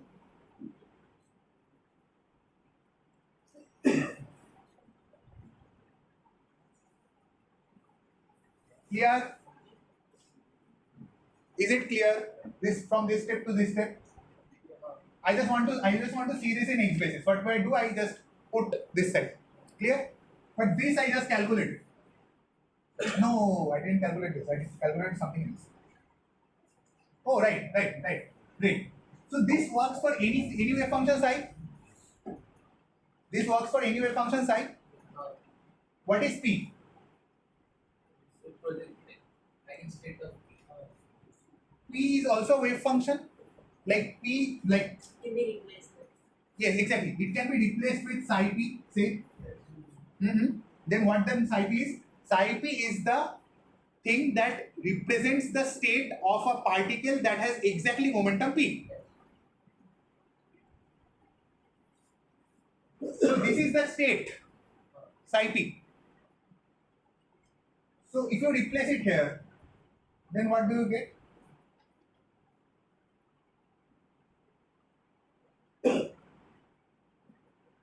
This is psi p written in x basis, and this is minus I h cut d dx of psi p when written in x basis. Clear? Again, these are very subtle things. So you can just ask the question if you want. P was the state. P represented the thing, the state vector for a particle that had exactly momentum p, and I operated that on p. Cool. Okay. So if you have minus I h ka d dx, this is kind of a differential equation. Find this differential equation. You will get psi p of x to be like you will find this differential equation. There will be some constant a, and then we will normalize that constant. Again, psi p in itself is not normalizable. yeah, Remember, part of psi p was not normalizable. It was an improper vector. It was not normalizable. But psi p of x was normalizable to Dirac delta function. That's what we discussed in the beginning of the class today. So you normalize it appropriately and you get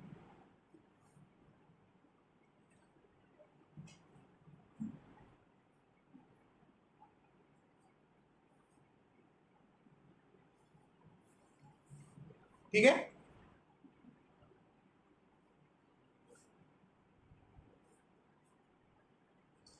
What is this? What is this? This is psi p. in x, That's conjugate. that is the conjugate of that.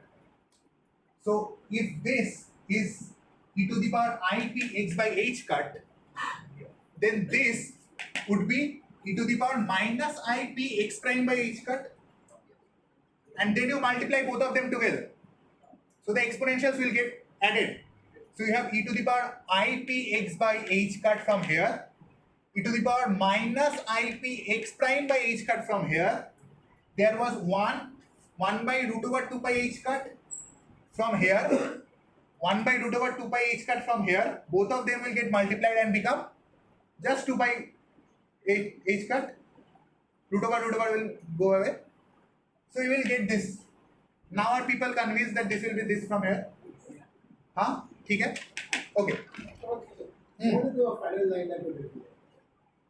Here to here? Just like the Differential equation. Solve this differential equation. This is a function x f in terms of df dx equals to something f. Normal differential equation. Right. Okay. So as you can see, this is a complicated integral in terms of p. You can either solve it by completing what is called the completing the square. You can complete the square in the exponent and make it a Gaussian integral. You can do all those pain, or you can just plug it in Mathematica and it will give you this then.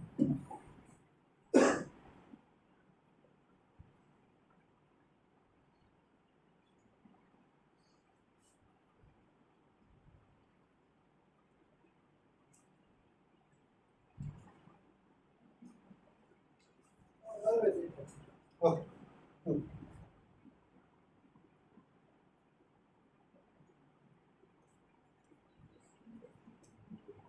ठीक है?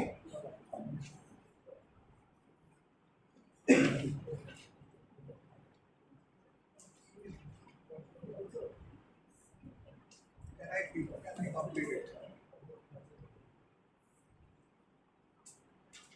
Okay, let's do it fast. Oh, has everyone understood till this point?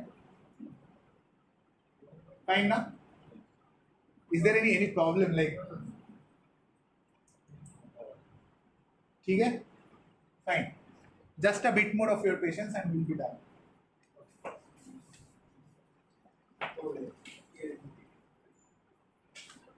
Right. So we know that psi of xt was integral u x t x prime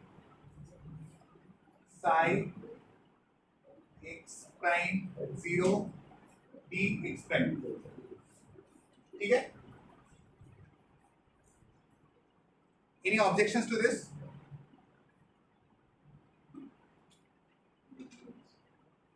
If you just, I think I have erased that part, but if you just go through your notes, there will be some expression like this. There was a sound here, it's an integral. Okay. So instead of taking it from 0 to t, as we have already discussed, we could have also done this, na? Psi xt u x x prime psi x prime prime.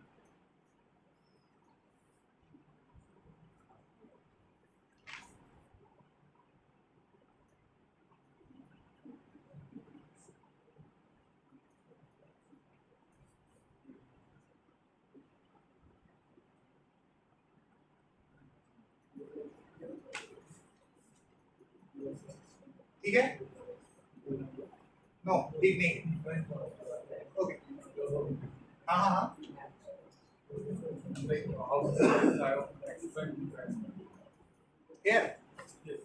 As I said, the Hamiltonian doesn't explicitly depend on time, so it just depends on from like whether you are taking from 0 to t or whether you are taking from t to t plus t. Whether you are taking from 0 to t or whether you are taking from t prime to t prime plus t, it's the same thing. No. Here you are taking from 0 to t. Here you are just taking from t prime to t. If if the difference between the same two is the same, it's the same thing, right? So it all depends on the difference between these two time steps. Clear? Yeah, I'll very fast. I'll just do one thing.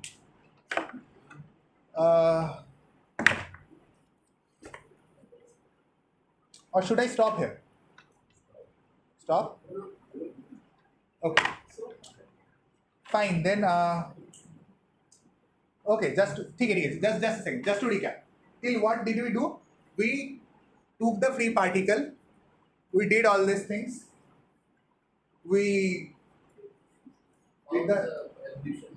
we found the evolution operator, and we found that the evolution operator is explicitly like this. Okay? Now, next day, what we will do is we will take an initial Gaussian wave packet, okay, and we'll use this evolution operator on it, and we'll see how the state evolves. And then we'll find out two things, x and p as a function of time. And when we will find this as a function of time, you would see that how it changes. Now, just to motivate you guys, and just so that you don't bunk the next class, I want to show you something that will hook your interest for the next class.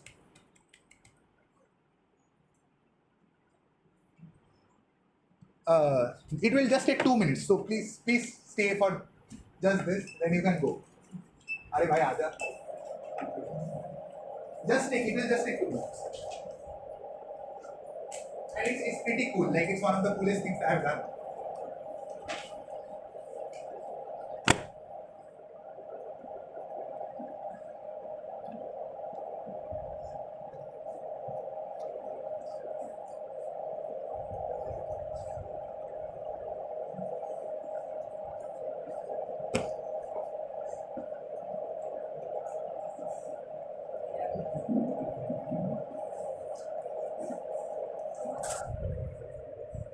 Yeah, it's still 8:35. You still have time. Don't worry.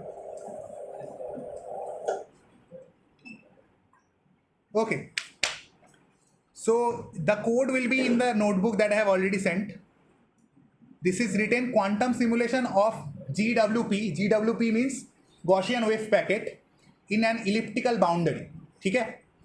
This is a hefty ass code. This is written by AI. I have not written it. But yeah, I thoroughly checked it because we had to do it for a project. Like there was a project in a course that we took and we had to do this entire calculation. So the structure of the code is mostly written by AI, but we have heavily checked it and changed it and stuff like that. So this code basically takes a Gaussian wave packet, takes an elliptical boundary. The elliptical boundary takes to be at infinite potential, like the potential at the boundary point should be at infinite. So the Gaussian wave packet will just go and reflect around, and you will see how it looks like. So I have this thing. I hope it shows, right?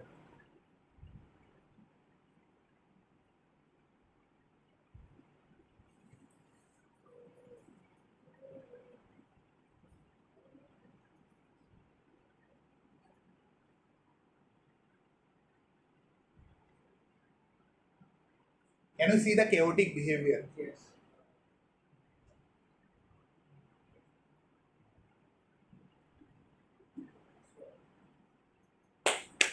See what we are plotting here. I don't have a pointer. See what we are plotting here. Yeah. Okay, I can show it from here. So you have the classical trajectory. So if you had a classical particle, it would move by the blue dotted line. And this quantum R, this means that the expectation value of the position of the quantum wave packet. So as you can see, for the first few reflections, when it is reflecting from a normal boundary, like a plane boundary, it is exactly similar. This is called the Ehrenfest theorem. Ehrenfest theorem, this is something, my initial plan was to complete Ehrenfest theorem and then show you guys this thing. That would be great, but Ehrenfest theorem that we'll learn next day says that for for any dynamical variable, the classical value and the quantum value would be same for the expectation values. Like the expectation value of any dynamical variable will follow exactly the classical relations. I'll come into more details about it next day. But the point to note here is Ehrenfest theorem is just being valid for first few reflections. But when it is reflecting from the curved elliptical boundaries, what is happening is the wave packet is completely getting distorted. One more thing that you can right now point out is that, okay, let it again start from the beginning. Just a second, it will take just a second. Yeah, can you see it getting, its spread getting bigger? Can you see its spread getting bigger? Yeah. Even when it didn't start reflecting, even when it started from here, its spread was getting bigger and bigger. Yeah. That is what we will prove next day. Like that is what we will prove, that this delta x of t, that increases with time. Like the spread of the Gaussian wave packet will increase with time.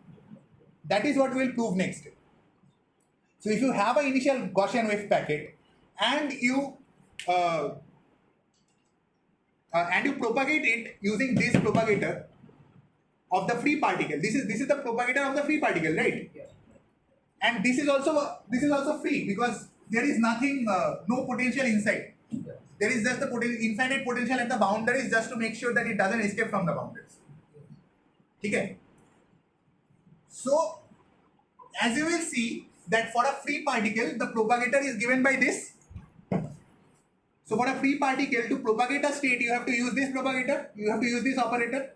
If you use this operator on an initial Gaussian wave packet, you will see that the spread of the packet, the fluctuation of the packet will increase with time. Even before any reflection. Reflection होने से पहले. After reflecting, obviously you can see it is becoming very discrete. And after reflecting from the curved edges, the wave packet doesn't remain a packet anymore. So there's this waveforms like this, and there's this packet behavior like this. So this packet behavior doesn't stay after a few reflections from the elliptical surface. Okay, thank you. Can you please share your